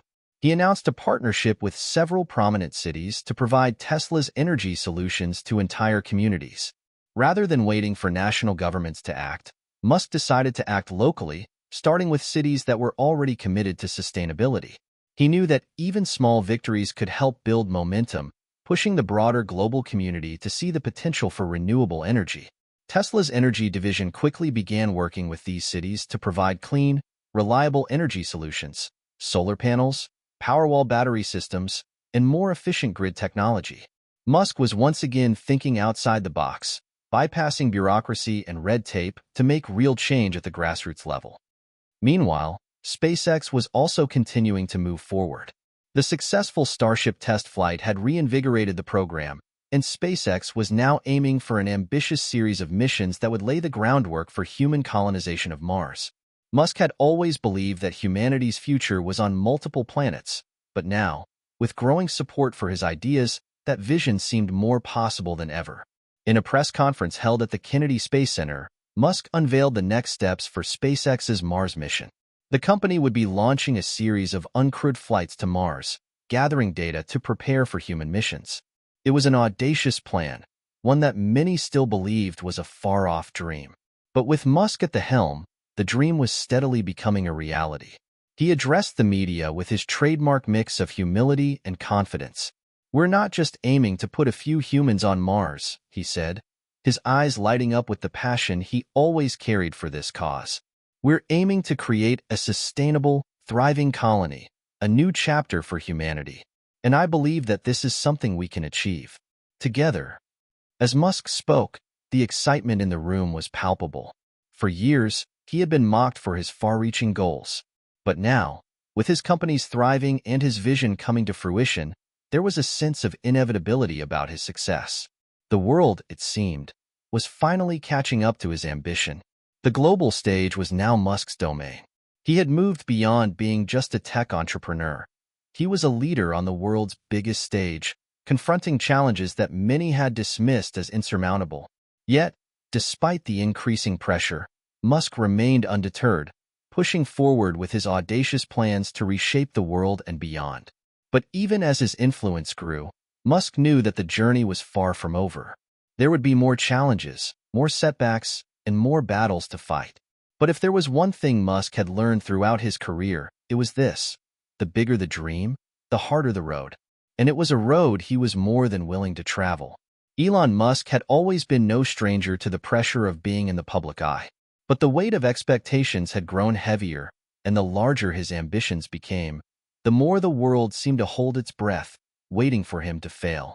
The relentless pursuit of progress had always driven Musk, but now, his vision to save the planet and take humanity to Mars was attracting not only admiration but intense scrutiny and fierce opposition. It was a typical day at Tesla headquarters, but the usual buzz of activity was replaced by an atmosphere of unease. The stock was under attack, facing a dramatic dip in value after news of a production delay on the highly anticipated Cybertruck and additional legal challenges facing both Tesla and SpaceX. The markets, already wary of Musk's bold claims, had begun to turn on him. The legal challenges were numerous, from investigations into the environmental impact of Tesla's manufacturing plants to ongoing lawsuits regarding labor practices and employee safety. Even SpaceX wasn't immune to controversy, with government agencies questioning the safety protocols of the Starship program. Yet, what stung the most wasn't the external pressures. It was the internal doubt that had begun to creep into his mind.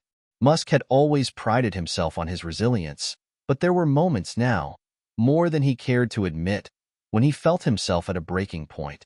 The personal toll was unmistakable. Musk hadn't taken a real vacation in years, and the relentless push to create a future where humanity was a multi-planetary species was starting to take its toll on his health, relationships, and overall well-being. The tipping point came during a late-night phone call with a key investor, one who had supported Musk through thick and thin, but whose patience was beginning to wear thin. "Elon," the voice on the other end crackled. "I've been hearing a lot of murmurs. Your companies are burning cash, you've got lawsuits piling up, and there are rumors circulating about some of your team members getting frustrated with your management style. I'm going to be blunt. You need to deliver, or there will be consequences. You've been riding on the back of big ideas for a long time, but now it's time to show results." Musk had braced for the call, but hearing it out loud hit harder than he expected. He had always considered himself a visionary, but now, he was starting to feel the weight of all the years of sacrifice and struggle. The people who had once believed in him, who had seen his potential, were starting to question his ability to deliver. It was a humbling moment, one that rattled him in ways few others had. He had faced criticism before, but never from someone so close to his core business. The fear of failure was something he had always pushed aside, but now, it felt more real than ever. In the following days, the tension escalated. Musk found himself consumed by what seemed like an endless cycle of urgent meetings, media interviews, and boardroom confrontations. He was trying to juggle the weight of two groundbreaking companies while still staying true to his ideals. The pressure was mounting from all sides, and his decision-making became clouded by the fear of making the wrong move. The relentless media cycle didn't help either, with headlines ranging from Musk's SpaceX program in crisis to Tesla's decline. Is the Cybertruck the final straw? To make matters worse, Musk found himself facing increasing opposition from lawmakers who had once supported his push for renewable energy. Tesla's success was threatening powerful oil lobbies, and SpaceX's breakthroughs were seen as a challenge to national space programs. The political landscape had shifted dramatically, and Musk found himself caught between his desire to innovate and the reality of navigating an increasingly hostile environment. As if things couldn't get worse, the next crisis emerged in the form of an unexpected ally. One evening, Musk received a call from Jeff Bezos, the founder of Amazon and rival to Musk's ambitions in space. "You're in a tough spot, Elon," Bezos said coolly. "I'm not sure how much longer you can keep up the charade. Maybe it's time to scale back your expectations. You've pushed the envelope, but maybe it's time to admit when you've reached the limits." Musk's instinct was to reject Bezos's advice outright. The two men had always had a complicated relationship, both competitors in the space race, each vying for dominance in their respective industries. But as Bezos continued speaking, Musk realized something. Bezos wasn't entirely wrong. He had pushed himself and his companies to the brink, and maybe now was the time to reassess the approach. Despite their rivalry, Bezos's words were starting to make sense. Musk knew that he couldn't keep operating at this pace indefinitely. His companies had achieved incredible things, but at what cost? The stakes were higher than ever, and yet, his confidence was wavering. There was a growing realization that in order to truly succeed, Musk would need to take a step back, reevaluate his approach, and perhaps even embrace the help of some unexpected allies. The very next day, Musk reached out to his longtime friend and confidant, Gwynne Shotwell, SpaceX's president and COO, for a frank conversation. She had always been a steady force in his life, providing the balance and rationality that Musk often lacked in the face of his all-consuming ambition. "Gwynne," Musk said, his voice quieter than usual, "I need your advice. I'm at a crossroads. I've pushed so hard for so long, and now I feel like everything is on the edge of collapsing. Maybe I've been wrong to try to do it all alone." Gwynne listened intently, knowing how much this moment of vulnerability meant. She was the one who had helped Musk build SpaceX from the ground up, the one who had always been his strongest supporter. But even she could see that Musk was reaching his limits. She had never seen him so uncertain. "Sometimes, Elon, it's not about doing everything on your own," she replied, her voice measured but filled with sincerity. "Maybe it's time to think about new alliances, new strategies. You've built something incredible, but you don't have to do it all alone. You've got a team. You've got people who believe in you. Let them help." Her words resonated deeply with Musk. The realization hit him like a ton of bricks. He had been so consumed by his grand vision that he had forgotten the most basic truth of leadership. It wasn't about one person doing everything. It was about the people around him and how they could share in the vision. Maybe it was time to truly embrace collaboration, to listen more, and to bring in unexpected allies. In the days that followed, Musk began to reach out to people he had once seen as competitors or rivals. The first call went to Jeff Bezos. The second went to key figures in the energy industry who had once dismissed him. He was ready to face the world's challenges with a new perspective, a perspective that involved shared solutions rather than solitary triumphs. It was a new chapter, one where Musk wasn't the lone genius struggling to conquer the world. He was a visionary, yes, but he understood now that the path forward would require collaboration, not just within his companies, but across the globe. He had learned that no one person could shoulder the weight of the future alone. And perhaps, just perhaps, the world wasn't as black and white as he had once thought. After the crushing realization that he couldn't carry the weight of the world on his own, Elon Musk found himself at a crossroads. The pressure of multiple industries, global challenges, and personal doubts had brought him to a breaking point. But as always, Musk was no stranger to adversity. He had been through countless setbacks, and his resilience was part of the DNA that had made him who he was. Now, it was time to rise from the ashes and reinvent not just his companies, but himself. Musk began the process of self-reflection. The sleepless nights spent obsessed with building his empire had come at a cost.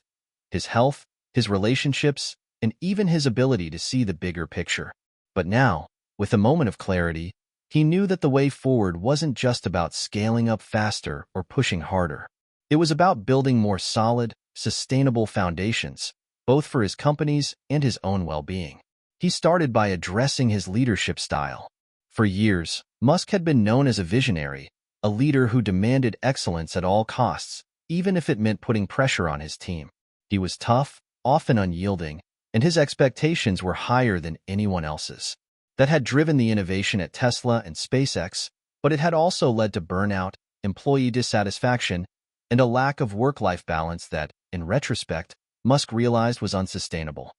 With newfound humility, Musk called for a series of internal meetings with his executives and key team members. His message was simple but profound. I need you to challenge me. I need to listen more, to trust more. We're all in this together. It was a stark contrast to the Musk they were used to, a leader who always had the answers, the one who set the pace for everyone else. Musk nodded, realizing that she was right. He had been so focused on the big picture that he had forgotten to nurture the team that had made it possible. It wasn't just about being a genius entrepreneur. It was about empowering others to achieve greatness as well.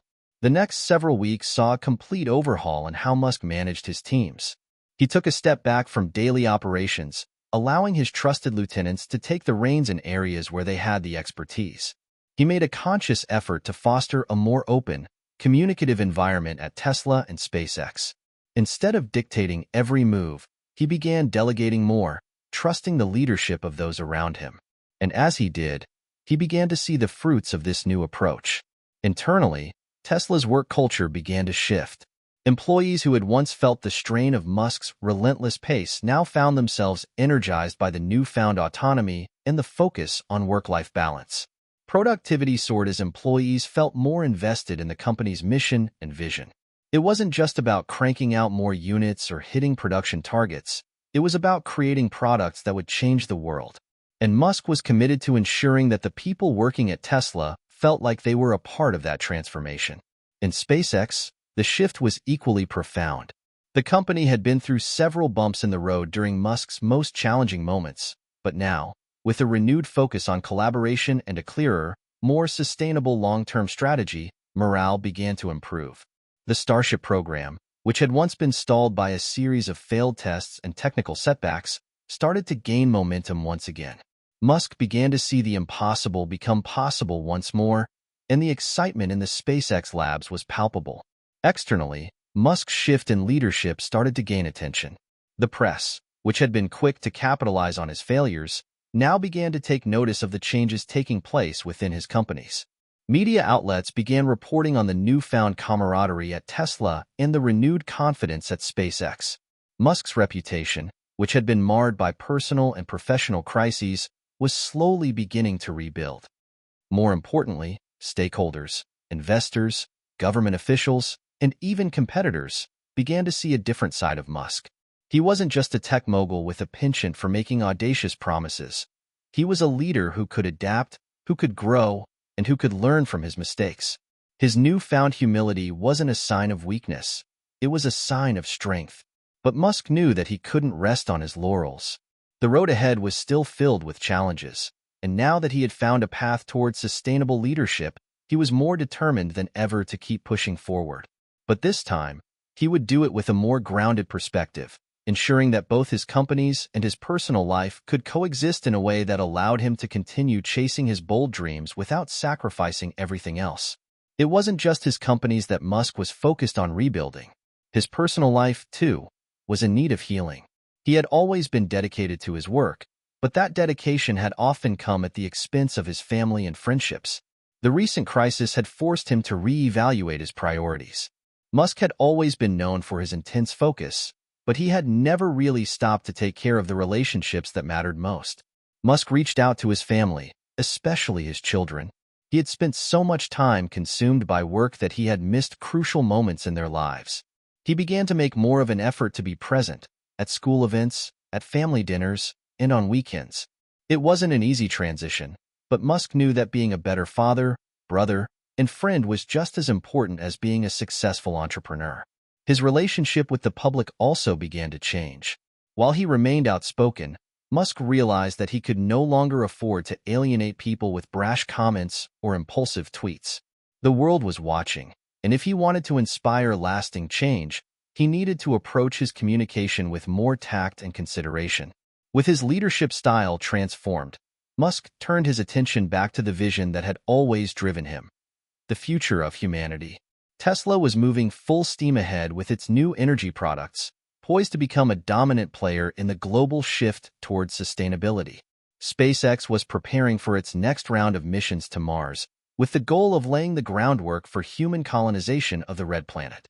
Musk's message had evolved from one of personal triumph to one of collective responsibility. He was no longer just an innovator.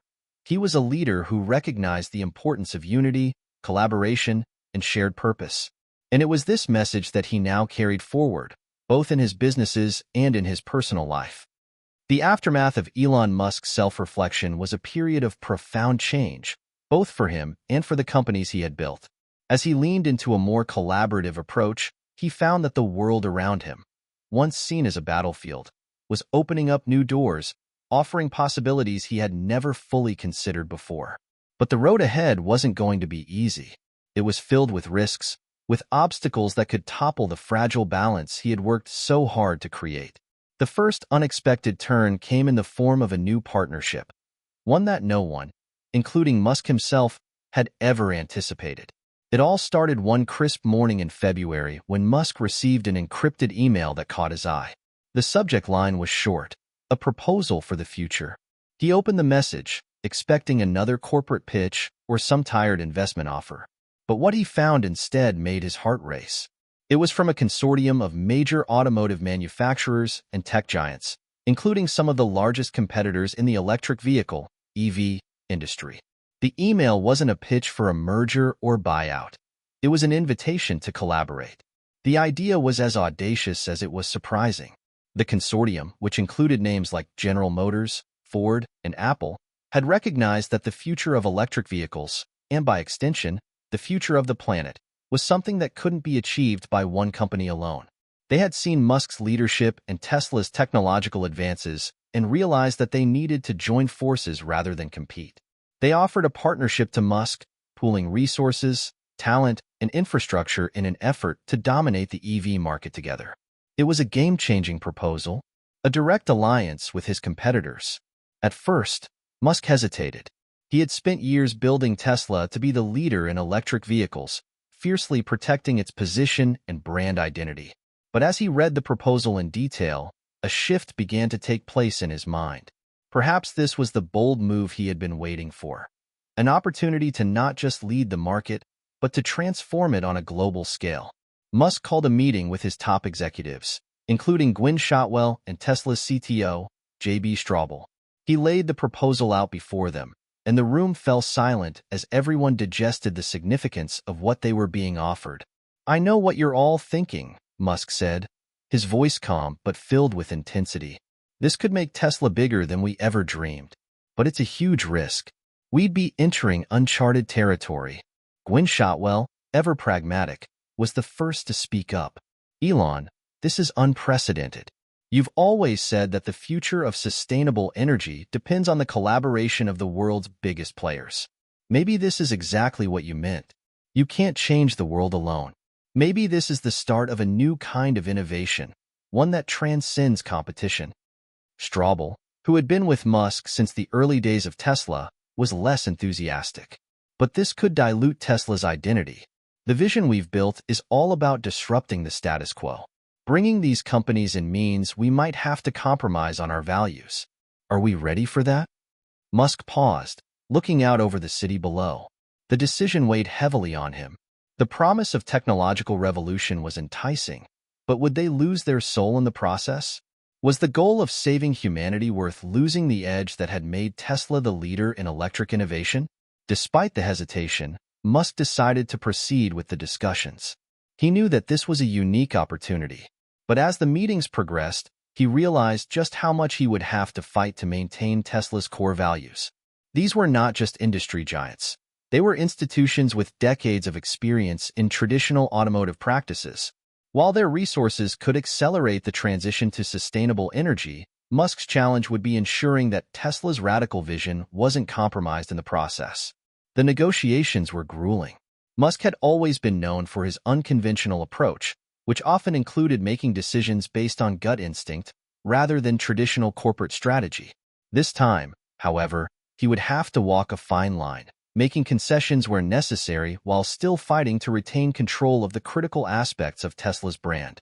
As the partnership began to take shape, Tesla found itself at a crossroads in its production model. The idea of combining resources with rivals meant they would have to standardize certain aspects of the EV manufacturing process. Musk had been a staunch advocate of Tesla's unique designs and technology, But the reality of global infrastructure and the speed at which the world was moving meant that some compromises were inevitable. But there was one area where Musk would not bend: autonomous driving technology. Tesla had long been a leader in the development of self-driving cars, and Musk was determined to keep that edge. The technology was essential not just for Tesla's future, but for Musk's broader vision of a sustainable, connected world.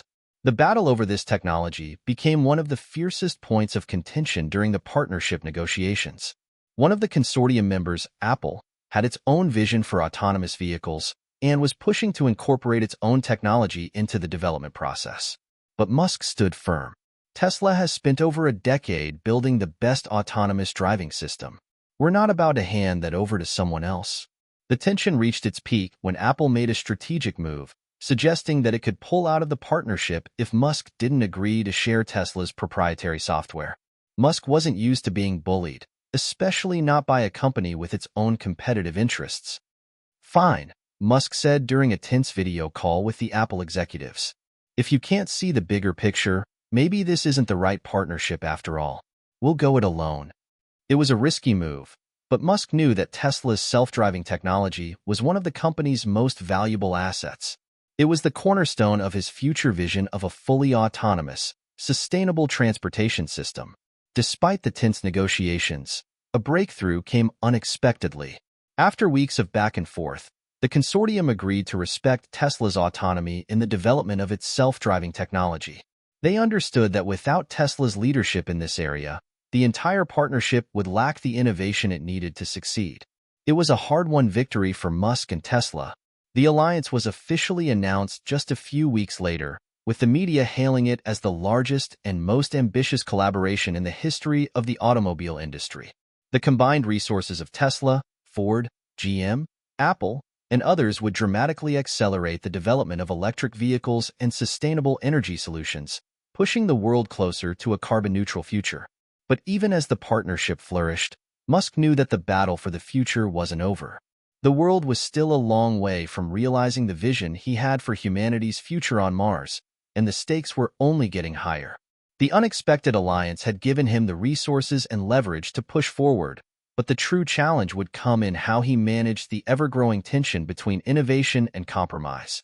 The success of the unprecedented partnership had launched Elon Musk and his companies to new heights.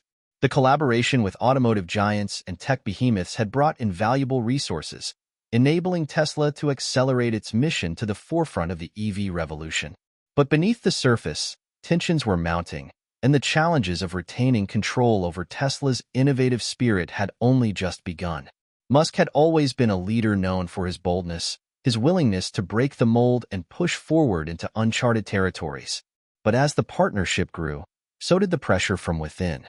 The corporations Musk had once considered competitors were now sharing the same table with him, and the struggle to maintain Tesla's soul was becoming more complex by the day. The stakes were higher than ever. It wasn't just the external pressures that Musk had to navigate. Internal conflicts were also rising to the surface. The more Tesla integrated with its new partners, the more Musk realized how far apart the cultures of these companies were. Tesla's ethos was built around risk, innovation, and disruption, while his partners were steeped in decades of tradition and bureaucracy. Their approach to decision-making, particularly regarding the long-term sustainability of their models, clashed with Musk's vision for Tesla's future. During one of the strategic meetings with the consortium's leaders, Musk sat in a glass-walled conference room, staring out at the sprawling campus of Tesla's Fremont factory. He could hear the murmurs of executives discussing production timelines and efficiency goals, but something felt off. He didn't need a room full of analysts to tell him that pushing for speed and cost-cutting measures at the expense of quality and innovation would undermine the very heart of Tesla. "We're not just selling cars here," Musk said, his voice cutting through the conversation like a sharp blade. "We're selling a vision. We're building the future. The moment we compromise on that vision is the moment we stop being Tesla." A tense silence followed his statement.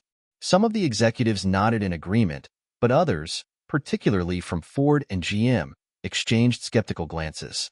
"Come on, Elon. You can't just throw caution to the wind," one of them said. "We're talking about mass production here. We can't afford to prioritize ideals over practicality." Musk's jaw tightened. He knew that this wasn't just a battle for Tesla's future. It was a fight for control over how the world would look in the next decade. If Tesla compromised now, the entire foundation of his vision for sustainable energy and transportation could crumble. Look, I'm not saying we don't focus on production goals, Musk replied, his tone unwavering, but we have to remember why we're here. If we want to make a real impact, we need to lead with innovation, not follow the pack. Gwen Shotwell, sitting across from him, could sense the growing tension. She had been with Musk since the early days of SpaceX and Tesla, and she knew how hard he fought to maintain his original principles. But even she could see that this partnership would require a level of compromise. It was about balance, something that had never come easily to Musk. Maybe we can find a middle ground, she suggested, glancing at the others in the room. What if we focus on enhancing production efficiency without sacrificing Tesla's core values? We can still be pioneers in the EV world, but we have to be pragmatic too. Musk stared at her for a moment, his mind racing. There was truth in her words, but it felt like a small concession, a sign that they were edging closer to the traditional ways of doing business. He knew that finding a way to balance these two forces would take all the leadership he had. As the days passed, the pressure mounted.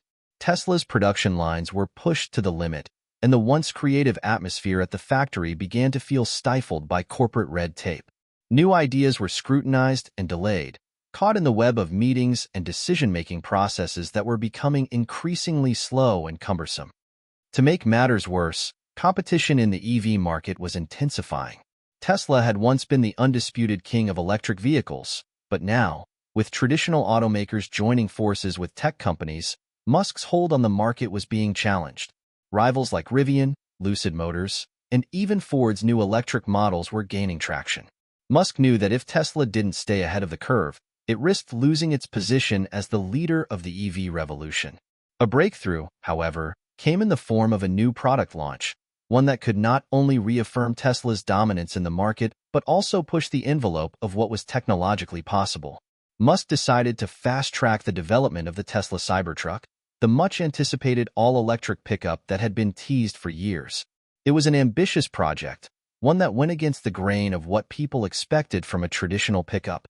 The concept was simple. The Cybertruck would be nothing like the shiny, polished vehicles everyone was used to. It was a utilitarian machine designed for rugged environments, with an aesthetic that was as divisive as it was innovative. But Musk was confident that it could be a game-changer for the electric vehicle market.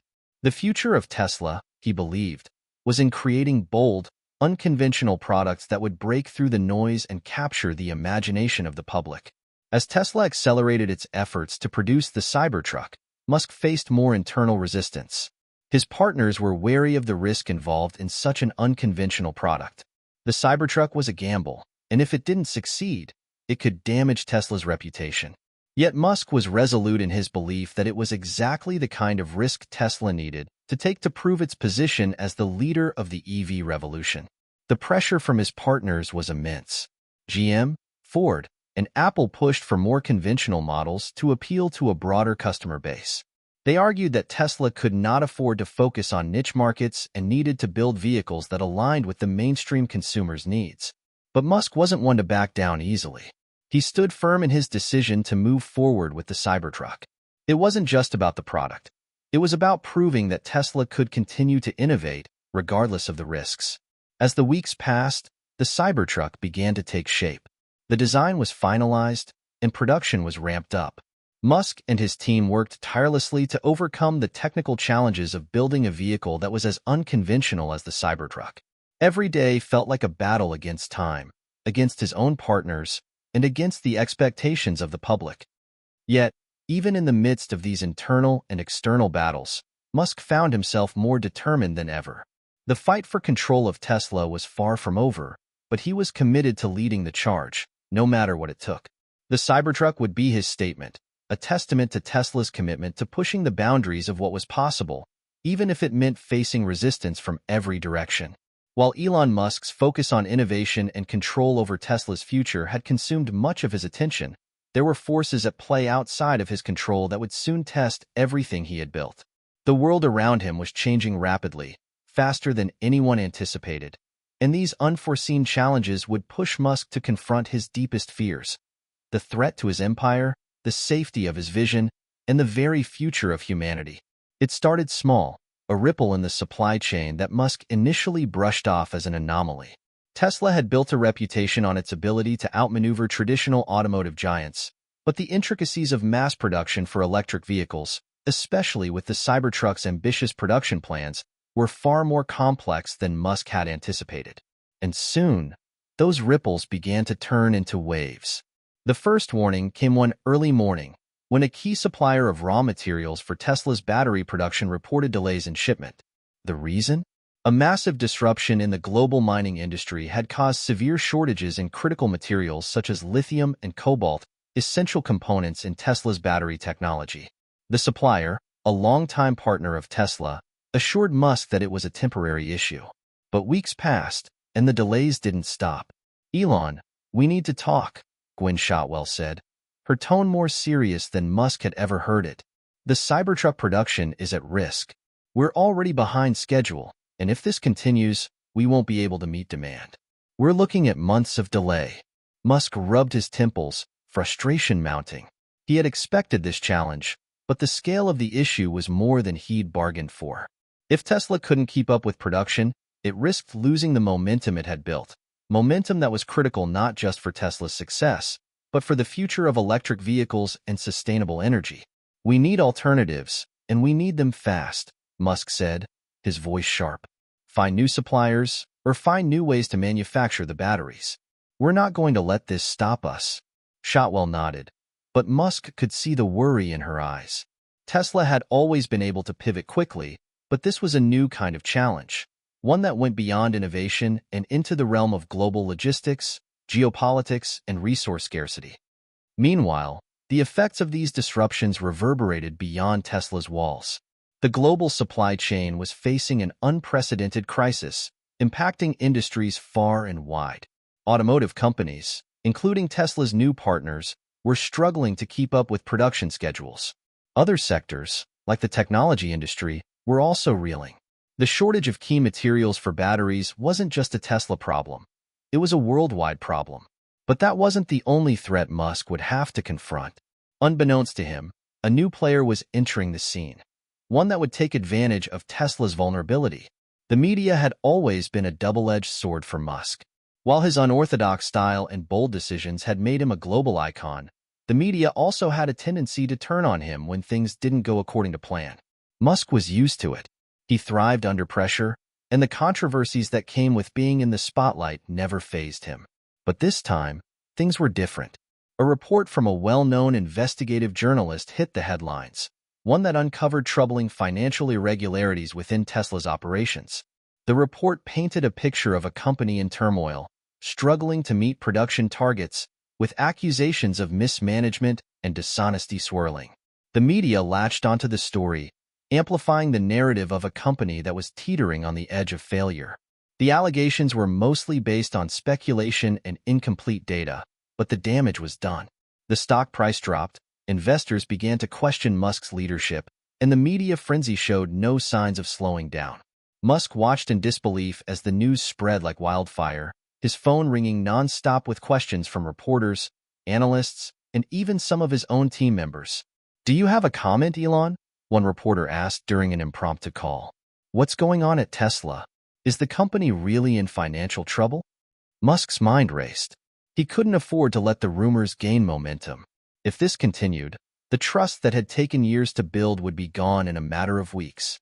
"Nothing is happening that I can't handle," Musk replied firmly, though the weight of the situation was beginning to settle on him. "We're just in the midst of overcoming some logistical challenges. This is nothing we can't overcome. We're going to do what we've always done: innovate and push forward." As if the pressure from the supply chain issues and the media weren't enough, Musk soon faced another threat, one that was more dangerous and insidious than any corporate obstacle. A growing movement, spearheaded by environmental activists, was beginning to question the sustainability of electric vehicles, especially as they saw the increasing demand for materials like lithium, cobalt, and rare earth metals. Critics were accusing Musk and other EV manufacturers of contributing to the environmental damage caused by mining these materials. The movement had gained traction, with powerful voices in the media and public figures calling for greater accountability in the electric vehicle industry. They argued that the green revolution wasn't as green as it seemed, that the environmental impact of resource extraction for EV batteries was just as harmful as traditional fossil fuel industries. As Tesla's leader, Musk became the face of this controversy. Public opinion was split. While many still supported Tesla's mission, the growing backlash from environmentalists posed a real threat to the company's credibility. Musk knew that to weather this storm, he would need to come up with a solution. Something bold, something innovative, just like he had done countless times before. In the midst of these crises, Musk found himself facing one of his greatest internal struggles. Could he truly lead Tesla through these challenges, or would he be forced to step back and allow others to take the reins? The decision was agonizing. He had always prided himself on being a hands-on leader, someone who was deeply involved in the day-to-day operations of his companies. But with so many external pressures closing in, pressures that were beyond his immediate control, Musk found himself questioning whether he could continue to shoulder the burden alone. In a rare moment of vulnerability, he reached out to Gwynne Shotwell, his longtime collaborator at SpaceX, asking for her advice. "Gwynne," Musk said, "how do we handle all of this? The supply chain, the media, the activists. It feels like everything is falling apart. I'm not sure if I can keep up with it all." Shotwell paused, her voice steady. "Elon, you've always known how to overcome the impossible. You've built Tesla and SpaceX from the ground up, against all odds. But sometimes, it's not about doing everything yourself. It's about bringing in the right people and empowering them to take action. You don't have to fight every battle alone." Her words struck a chord with Musk. He had always been fiercely independent, but perhaps this was the moment when he needed to rely on others, trust his team, and delegate more responsibility. The world outside Tesla's glass walls seemed to be crumbling, but inside, Elon Musk was grappling with his own internal war. The pressure had mounted to unprecedented levels, and though he had weathered countless storms in the past, the scale of this particular crisis felt different. For the first time in his life, he was questioning everything he had built, the future of Tesla, his role as its leader, and his very purpose as an innovator. With the media frenzy spiraling out of control and public sentiment hanging in the balance, Musk knew he had to act quickly. He couldn't afford to let these challenges define him, or worse, destroy everything he had worked for. One of the first decisions Musk made in the aftermath of the media onslaught was to address the growing concerns surrounding the supply chain and the accusations against Tesla's environmental practices. He called an emergency meeting with his top team at Tesla and SpaceX. Gwynne Shotwell was already seated at the head of the table when Musk arrived, his usual air of confidence replaced with visible exhaustion. "Elon," she said softly, meeting his eyes, "you've been through much worse. You know how to rise above this. We need a plan, and we need it now." Musk nodded. He had been running on fumes for weeks, dealing with the relentless barrage of issues.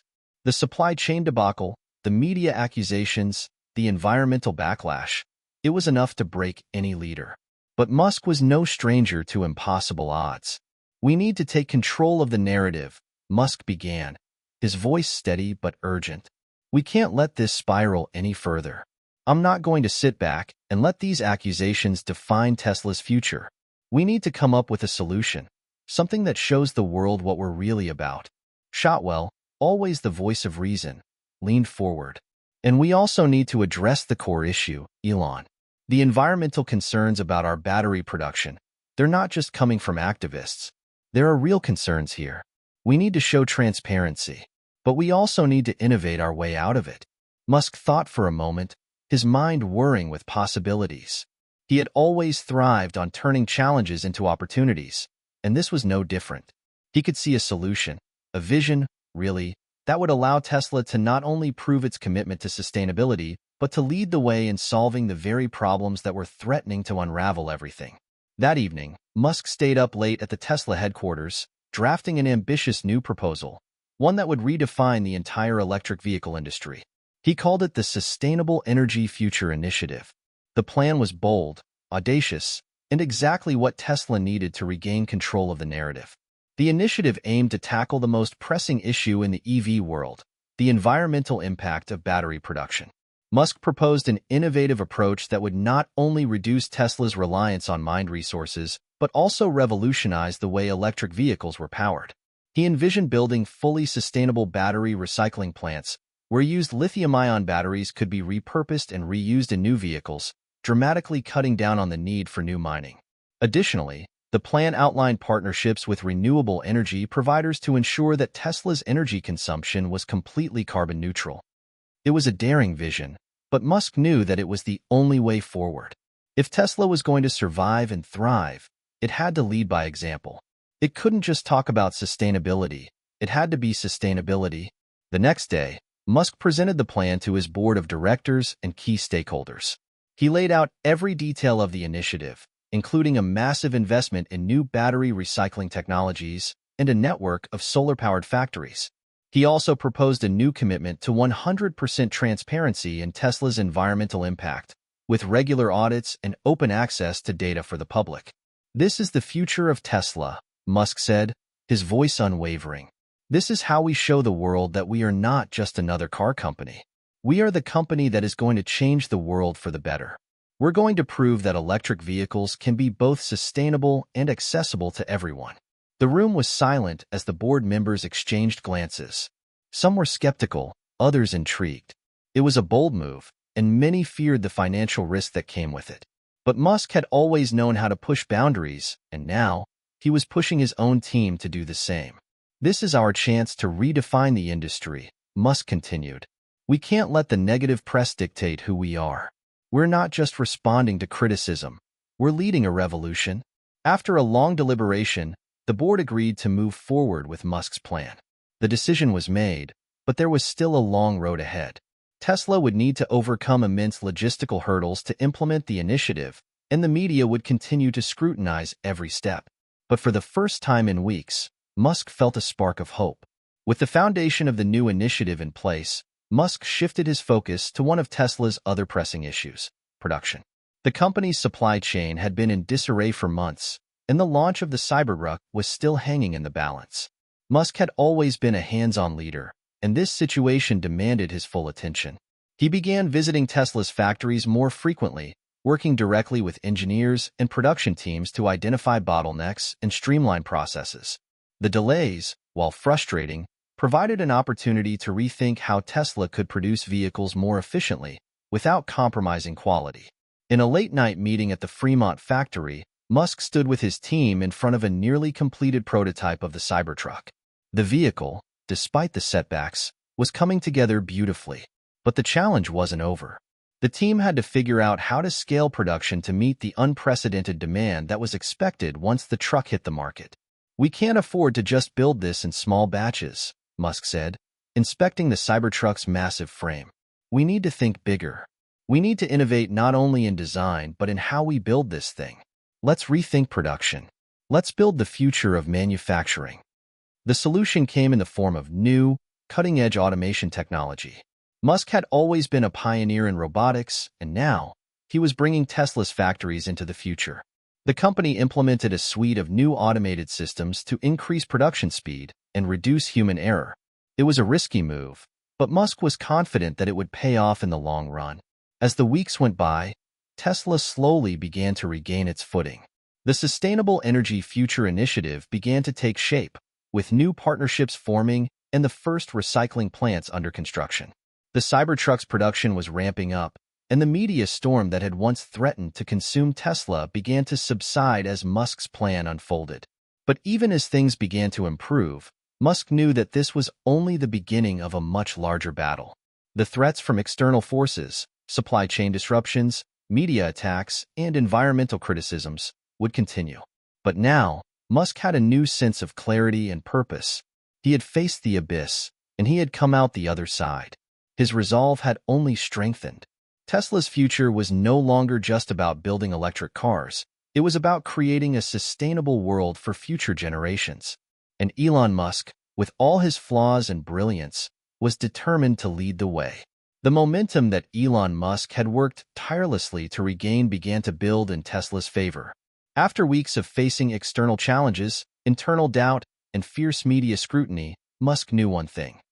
The key to his survival and Tesla's future was not just about overcoming the obstacles, but about using them as fuel for greater innovation. Though the headlines had slowed, the pressure was still ever present, but Musk had a renewed sense of purpose. He had shown that he could adapt and recover, but the true test now was whether he could capitalize on his newfound resolve and create something that would elevate Tesla to new heights. It was a crisp morning when Musk received a call that would test the very foundation of Tesla's transformation. The government, which had been watching Tesla's efforts to address environmental concerns, was now considering a new set of regulations aimed at electric vehicle production. The regulations were strict, demanding that automakers meet aggressive standards for battery recycling and carbon neutrality, standards that Musk's team had already been working toward, but with one crucial difference: the timeline. Elon, Gwen Shotwell said over the phone, "We've just received word from Washington. They're fast-tracking a new set of requirements that would make our proposed recycling plants and carbon-neutral goals mandatory within the next 2 years. It's aggressive. They're pushing harder than we thought they would." Musk felt the weight of the news. On one hand, these new regulations would push Tesla to further embrace sustainability and refine its operations, but on the other, the rapid pace would stretch the company's resources thin. 2 years to implement such a massive undertaking? It felt almost impossible. "We can do it," Musk said, determination creeping into his voice. "We've been on the cutting edge of innovation. This is just another challenge, and we're going to rise to meet it. But we need to move faster, build smarter, and that means everything needs to align." Shotwell paused, allowing him a moment of clarity before responding. "Agreed. But we need all hands on deck. We'll need additional partnerships, new teams, and a solid roadmap. It's going to require more than just the production teams. We need our best minds focused on this 24/7. Musk couldn't help but smile. The very people who had doubted his approach before were now rallying behind him. The team at Tesla, his team, had seen the vision, and they were all in. This wasn't just about building cars. It was about creating a new world. The next few weeks were a blur of meetings, calls, and strategy sessions. Musk flew between Tesla's major factories, meeting with engineers and scientists who were now tasked with developing new solutions to meet the aggressive regulatory requirements. There was a sense of urgency in the air, but also a deep-rooted belief that they were on the verge of something revolutionary. Despite the heavy workload, Musk found moments of peace in his evenings. He often retreated to his small office at Tesla's headquarters to unwind, reading through scientific papers or engaging in deep thought about how he could push the boundaries even further. But every time he sat down to reflect, he was reminded of the larger picture. The stakes were high, and the future of Tesla was far from certain. If they failed to meet the government's stringent requirements, the company could face severe penalties, and its credibility would be on the line. One evening, after a long day filled with meetings, Musk sat alone in his office, staring out at the darkened skyline. His phone buzzed on the desk, interrupting his thoughts. It was a text from his brother, Kimball Musk, who had been an ever-present source of support throughout Elon's career. "Do you ever stop?" Kimball's message read. Elon chuckled softly, his thoughts momentarily drifting away from the mountain of challenges. He quickly typed a reply, "When I sleep." But deep down, he knew Kimball was right. The constant pressure had made him question whether he was ever truly present. With so much at stake, it was hard to ignore the feeling that he was sacrificing his own well-being for the sake of Tesla's success. His health, his family, his personal life, they all seemed to be secondary to the greater mission. Still, Musk had always been the kind of person who thrived under pressure. He pushed himself because he believed in the potential of what he was building. It wasn't about fame or fortune. It was about creating something that would outlast him and change the world for generations to come. As the new regulations loomed closer, Musk's focus shifted from mere survival to something more profound: how to truly revolutionize the electric vehicle industry. Tesla had already set itself apart with its cutting-edge vehicles, but the goal now was to make sustainability a central pillar of their brand. It wasn't enough to just produce electric cars. The entire manufacturing process had to be reimagined. In a series of breakthrough meetings, Musk introduced what would later be called Tesla 2.0. A comprehensive strategy that involved an overhaul of everything from the way Tesla sourced materials to how it powered its factories. The new strategy focused on using fully sustainable energy to power Tesla's operations, integrating solar, wind, and battery storage to create an entirely self-sufficient production model. "We need to do more than just make electric cars," Musk declared in one of the strategy sessions. "We need to build the infrastructure that will power the future. If we can become self-sustaining in every part of our business, energy, manufacturing, logistics, we won't just be part of the green movement. We'll lead it." The proposal sent ripples through the industry. It was ambitious and borderline unrealistic, but with Musk at the helm, it was also incredibly exciting. There was no doubt in anyone's mind that if anyone could pull off such a monumental feat, it was Elon Musk. As Tesla's team worked tirelessly on implementing Tesla 2.0, the outside world began to take notice of Musk's vision. The media, which had once been the company's biggest critic, began to shift its tone. The new environmental push, combined with the groundbreaking innovations in battery recycling and production, made headlines. Musk was no longer seen as just a disruptor in the automotive industry. He was now viewed as the face of the sustainable future. But the greatest challenge still lay ahead. The regulatory deadline was approaching fast, and though progress was being made, there was still so much to do. Tesla's factories were being retrofitted to meet the new environmental standards, and the battery recycling plants were still under construction. Every day brought new obstacles, supply chain issues, technical setbacks, and even political pressure from competitors trying to slow Tesla's progress. Musk, however, was undeterred. His mind had been set on one singular vision from the beginning: to change the world through innovation and sustainability. And nothing, not even the most daunting challenges, could stop him now. As the deadline for the government's new regulations loomed closer, the tension inside Tesla's headquarters was palpable. Every department, from engineering to marketing, was working overtime to ensure that the company would meet the new environmental standards. But as much as Elon Musk had pushed his team to their limits, the reality of the situation was clear. Time was running out, and the stakes couldn't have been higher. In the days leading up to the final regulatory submission, Musk had shifted into overdrive. Every hour seemed to bring a new hurdle, a new complication to solve.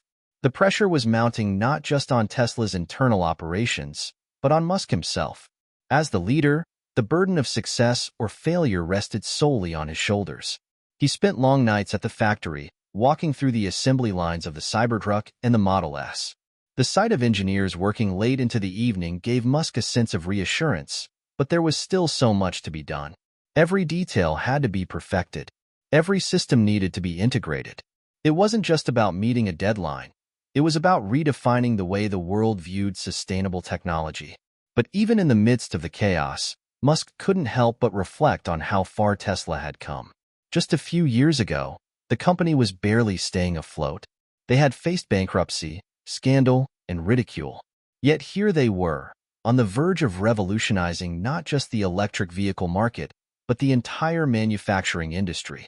Musk had always believed in the impossible, but now he was staring down the final stretch of a battle that could determine Tesla's fate. "Elon, we're running out of time," Gwynne Shotwell said, walking into his office one evening with a concerned expression on her face. "The regulatory board is expecting our final plans in less than 48 hours. We need to have everything lined up, every requirement met." Musk didn't look up immediately. His mind was still racing through the complexities of the logistics ahead. But he heard the urgency in her voice, and he knew she was right. There was no room for error. "Not now." "I know," Musk said, rubbing his eyes. "But we've built something incredible here. We can make this work. We just have to push through." Shotwell nodded. "We've all given everything we have, but we need that final push. It's going to take more than just the engineers. It's going to take everyone. We need the entire team on board, and we need a clear vision for the future." Musk leaned back in his chair, reflecting on her words. Shotwell wasn't just a colleague. She was a trusted ally who had stuck with him through thick and thin. Her belief in the mission was unwavering, and he knew that her words carried weight. They had reached the point of no return, but there was still one last thing to prove. "I'll make sure they're all in," Musk replied, his voice calm but resolute. "I'll make the final pitch myself." The next day, Musk gathered Tesla's leadership team in the company's conference room. It was time for the final rallying cry. One last moment of clarity before they moved into the final phase of implementation. The room was filled with the weight of anticipation, with executives, engineers, and project managers all waiting for Musk to speak. Elon stood up and surveyed the room, his gaze scanning each face. The group was exhausted, but there was something else in the air. An energy, a spark of belief that had been missing during the darkest days. "We've come a long way," Musk began, his voice steady and clear. "When I founded Tesla, it was never just about making electric cars. It was about creating a future where innovation and sustainability could coexist, where we could solve some of the world's biggest problems, one breakthrough at a time." He paused, letting the words sink in. The room was silent, hanging on his every word. "We're facing the toughest challenge yet. The government's new regulations are our opportunity to show the world that Tesla is the solution, not just a part of the problem. Our sustainability initiative isn't just about meeting a deadline. It's about proving that we can build the future." Musk's eyes burned with conviction. "We are leading the charge. We are the ones who are going to change the game, not just in electric vehicles, but in energy, manufacturing, and the way we live our lives. This is our moment. The world is watching. We can do this." A hushed silence followed, but it was not the silence of doubt.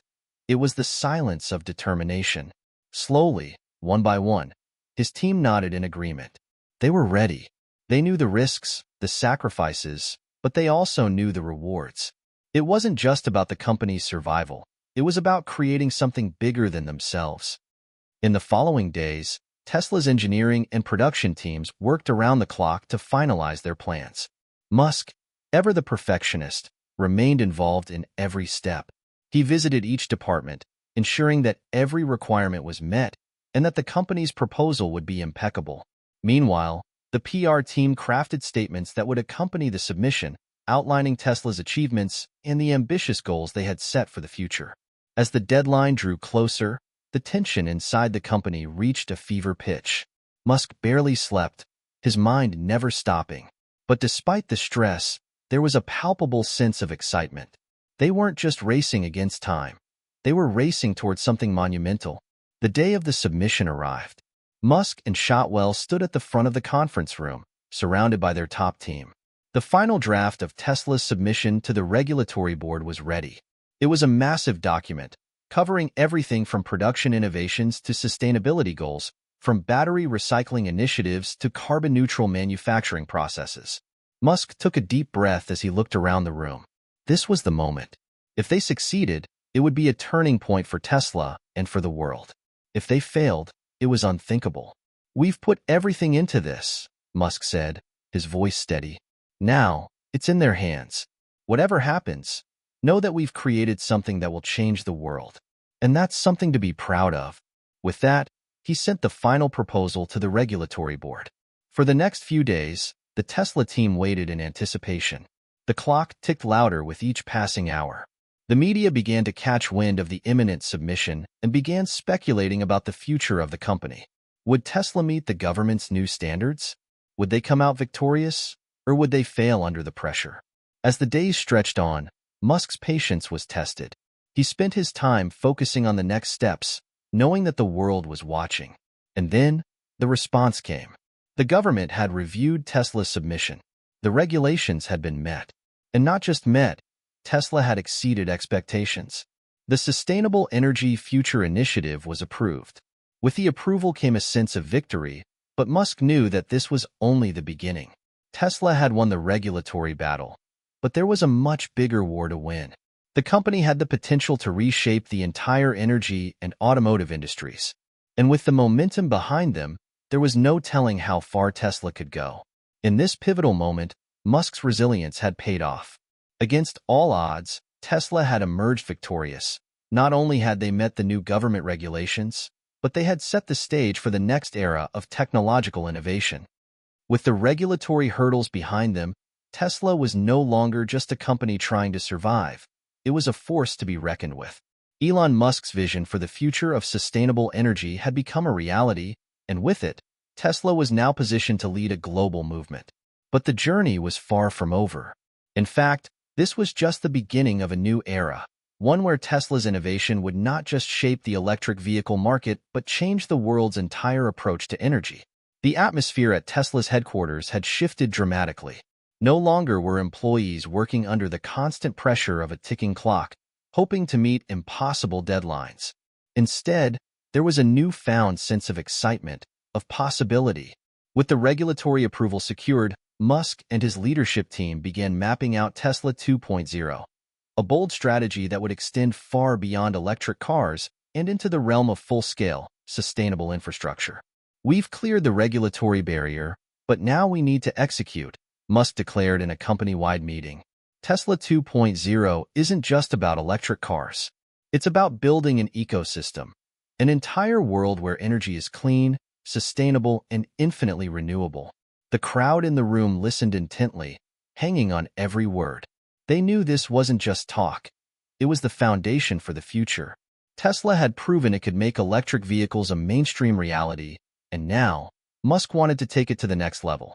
Over the following months, Tesla unveiled its most ambitious plans yet. First, they would expand their electric vehicle lineup to cover more segments of the market, from affordable city cars to luxury vehicles and even electric semi-trucks. But this wasn't just about selling more cars. Each new model was designed with a singular goal in mind: to create the infrastructure needed to support renewable energy on a global scale.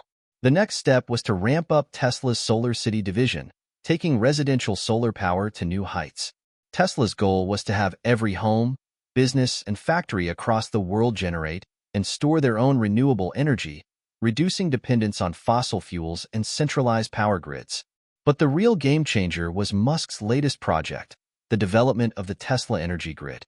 This new initiative aimed to build a decentralized global power network where energy could be stored, shared, and distributed through a network of solar-powered storage systems, all managed by artificial intelligence to ensure optimal efficiency.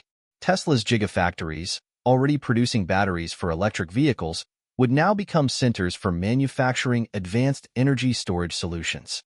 "We're building more than just cars or solar panels," Musk explained during a press briefing. "We're creating an energy revolution, a network where homes, businesses, and cities are no longer dependent on the outdated energy infrastructure. This is about empowering the individual, the community, and the world to generate and manage their own clean energy." The announcement sent shockwaves through the energy industry. Traditional energy giants, many of whom had laughed off Tesla's early ambitions, were suddenly forced to take notice.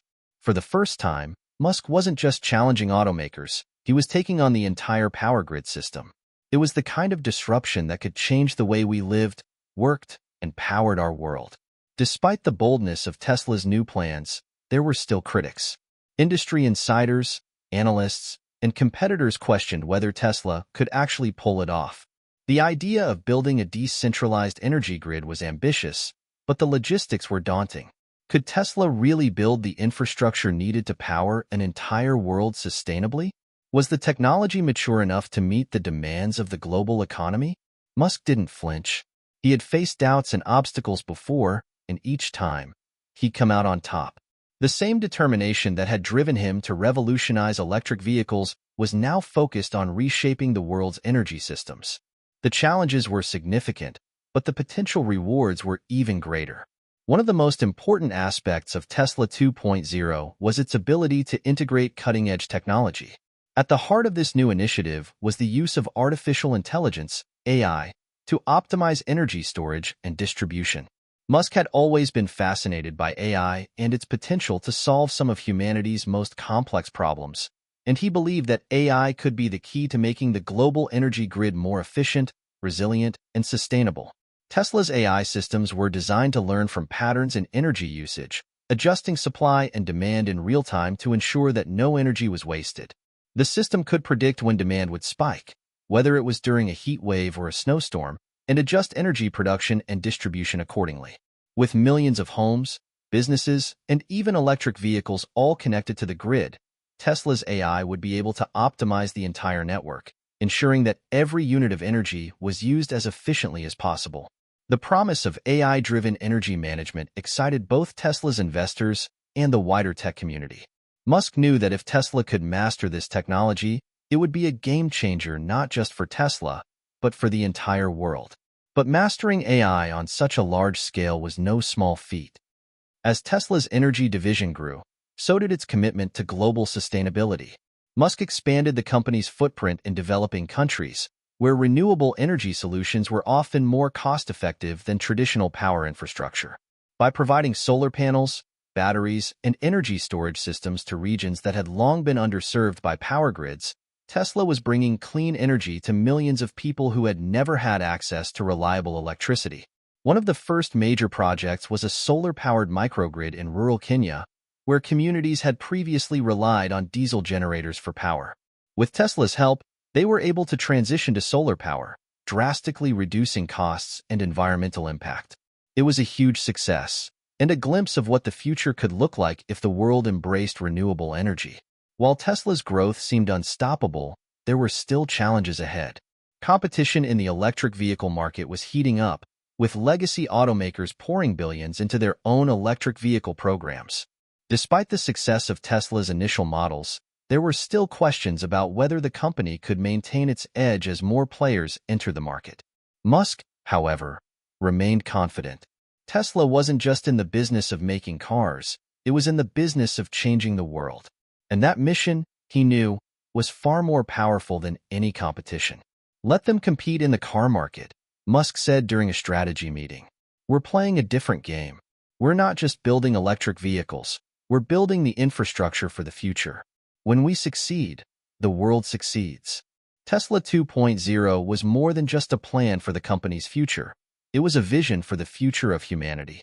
And as Musk continued to push the boundaries of what was possible, he knew that the greatest rewards lay not just in financial success, but in the chance to create a sustainable world for future generations. As the company moved into its next phase, Musk's leadership and vision had never been more critical. Tesla had proven it could innovate, adapt, and overcome. Now, with Tesla 2.0, the company was ready to lead the charge into a new, cleaner, and more sustainable future. And with every new development, whether it was a new model, a new solar energy solution, or a new AI system, the world was taking notice. Musk's genius, once again, had defied expectations. Tesla was no longer just a company. It was a movement that was reshaping industries, governments, and the way people thought about the future. And with that, the world had entered the dawn of a new era. The dust had settled after Tesla's monumental strides toward reshaping both the automotive and energy industries. But the world wasn't just watching Tesla's rapid success. It was waiting for the next bold move. Elon Musk, however, knew better than anyone that with innovation, the real work was never truly finished. Every victory, every breakthrough, was merely the foundation for something even greater. Now, the world was on the edge of its seat, eager to see how far Musk's vision would take him. Tesla's energy grid revolution was in full swing, with communities from all over the globe transitioning to solar-powered, decentralized grids. Musk was no longer just an entrepreneur or a tech visionary. He had become the face of the sustainable future. But as much as the world marveled at Tesla's accomplishments, Musk knew that the most important work lay ahead. The true impact of Tesla 2.0 would only be realized when it reached every corner of the planet, when clean, renewable energy was available not just to the privileged few, but to every individual, every home, and every community, no matter how remote. It wasn't just about clean cars or solar panels. It was about human empowerment. It was about giving people control over their own futures by providing the means to generate and store energy independently of fossil fuels. To this end, Musk began forging new partnerships with governments, NGOs, and global organizations dedicated to solving the climate crisis. He focused on a global initiative to deliver Tesla's clean energy solutions to developing countries, where access to reliable electricity was often a luxury. In places like India, Sub-Saharan Africa, and Southeast Asia, Tesla's solar-powered solutions were transforming lives. Children were now able to study at night. Farmers could irrigate their crops without relying on expensive and unreliable diesel generators, and whole communities were no longer at the mercy of unreliable national power grids. But Musk knew this was just one step toward a larger goal, the global integration of Tesla's energy systems into a single, seamless web that would provide clean energy to everyone, everywhere. He called it the Unified Energy Network. One of the most daring aspects of the Unified Energy Network was Musk's push to install Tesla's solar arrays on large-scale infrastructure projects, roads, bridges, and even airports, effectively turning every piece of infrastructure into an energy generator. Airports, for instance, could be self-sustaining energy hubs, while highways could double as solar farms, collecting power to be shared with surrounding cities. The ambitious goal wasn't just to generate energy, but to create an interconnected grid that could respond to the energy needs of the world in real time. Think of it, Musk said during a press conference, an entire country powered by its own renewable energy. No more reliance on dirty fossil fuels. No more risking supply chain disruptions. Just a world where the sun, wind, and our own ingenuity are enough. Despite the growing excitement surrounding Tesla's projects, there were still major obstacles. Governments and powerful corporations that had profited from traditional energy sources weren't going down without a fight. Lobbyists from the fossil fuel industry started to rally against Tesla's innovations, pushing back against tax incentives for renewable energy and calling for restrictions on Tesla's grid integration projects. Musk didn't shy away from the opposition. If anything, it only fueled his determination. He spoke publicly about his unwavering belief that the future of humanity depended on breaking free from the shackles of outdated energy systems. The fight for sustainable energy wasn't just a corporate mission. It was a moral imperative. Those who resist change, who hold on to the past, are the ones who will ultimately lose, Musk said during a keynote address. The world is changing, and we are the ones who will lead it into a future that is clean, efficient, and self-sustaining. Tesla's battle for the future of energy quickly became more than a corporate rivalry. It became a philosophical war about how the world would power itself in the coming decades. Musk's vision was clear. The future was not about extraction, pollution, and centralized control. It was about freedom. Freedom from carbon emissions, freedom from monopolies, and freedom to generate one's own energy. As Tesla's solar and battery technologies continued to evolve, Musk began setting his sights on new, even more ambitious ventures. SpaceX, his other company, had already made history by sending astronauts to the International Space Station. Now, Musk saw an opportunity to marry his ambitions for space exploration with his quest for a sustainable Earth. "We can't just focus on our home planet," Musk said in a private meeting with his leadership teams. "Space exploration and clean energy are intertwined. If we can develop the technologies to sustain human life on Mars, we can solve every energy problem on Earth." His vision was to create an interplanetary energy solution. Musk dreamed of using renewable energy to power Mars, allowing for sustainable human colonies to exist on the red planet. If Tesla could develop the technology to build a self-sustaining energy system on Mars, surely it could solve the energy problems on Earth once and for all. This project became known as Tesla Mars, and it was as bold as it was far-reaching. While this seemed like science fiction to many, Musk believed it was the logical next step. After all, if humanity could conquer space, why couldn't it conquer energy? Back on Earth, Tesla's legacy was growing. In cities all over the world, Tesla Powerwalls, solar roofs, and solar farms were reducing dependency on the grid. With every installation, Musk's dream was becoming more tangible, more real. What had started as a small Silicon Valley startup was now a global movement, one that was showing the world what was possible when technology, innovation, and sustainability collided. But the true measure of Tesla's impact was in the lives it changed. Families who had once struggled to afford electricity now had access to clean, affordable energy. Communities that had relied on toxic fossil fuels were now thriving on renewable energy sources. Tesla had not only provided a solution for the climate crisis, it had also empowered people to take control of their own energy futures. Years after the regulatory approval of Tesla's new energy solutions, Musk sat back and reflected on how far his company had come. The road had been anything but easy. There had been countless obstacles, both external and internal. But through perseverance, innovation, and an unwavering belief in the impossible, Tesla had built something much larger than just a company. It had built a legacy that would impact generations to come. And with every new project, every new breakthrough, Musk was reminded of one thing. Tesla's journey wasn't just about electric cars or solar panels. It was about building a sustainable, interconnected world where clean energy wasn't the exception. It was the rule. The future was no longer just a dream. It was a reality. And with that, the world entered a new era, one powered by the ingenuity of a single visionary and the ambition of a company that refused to accept the status quo. Hit subscribe and leave a comment with where you're watching from. This story might just spark a new beginning. What's one thing that always pushes you forward, even when things get tough?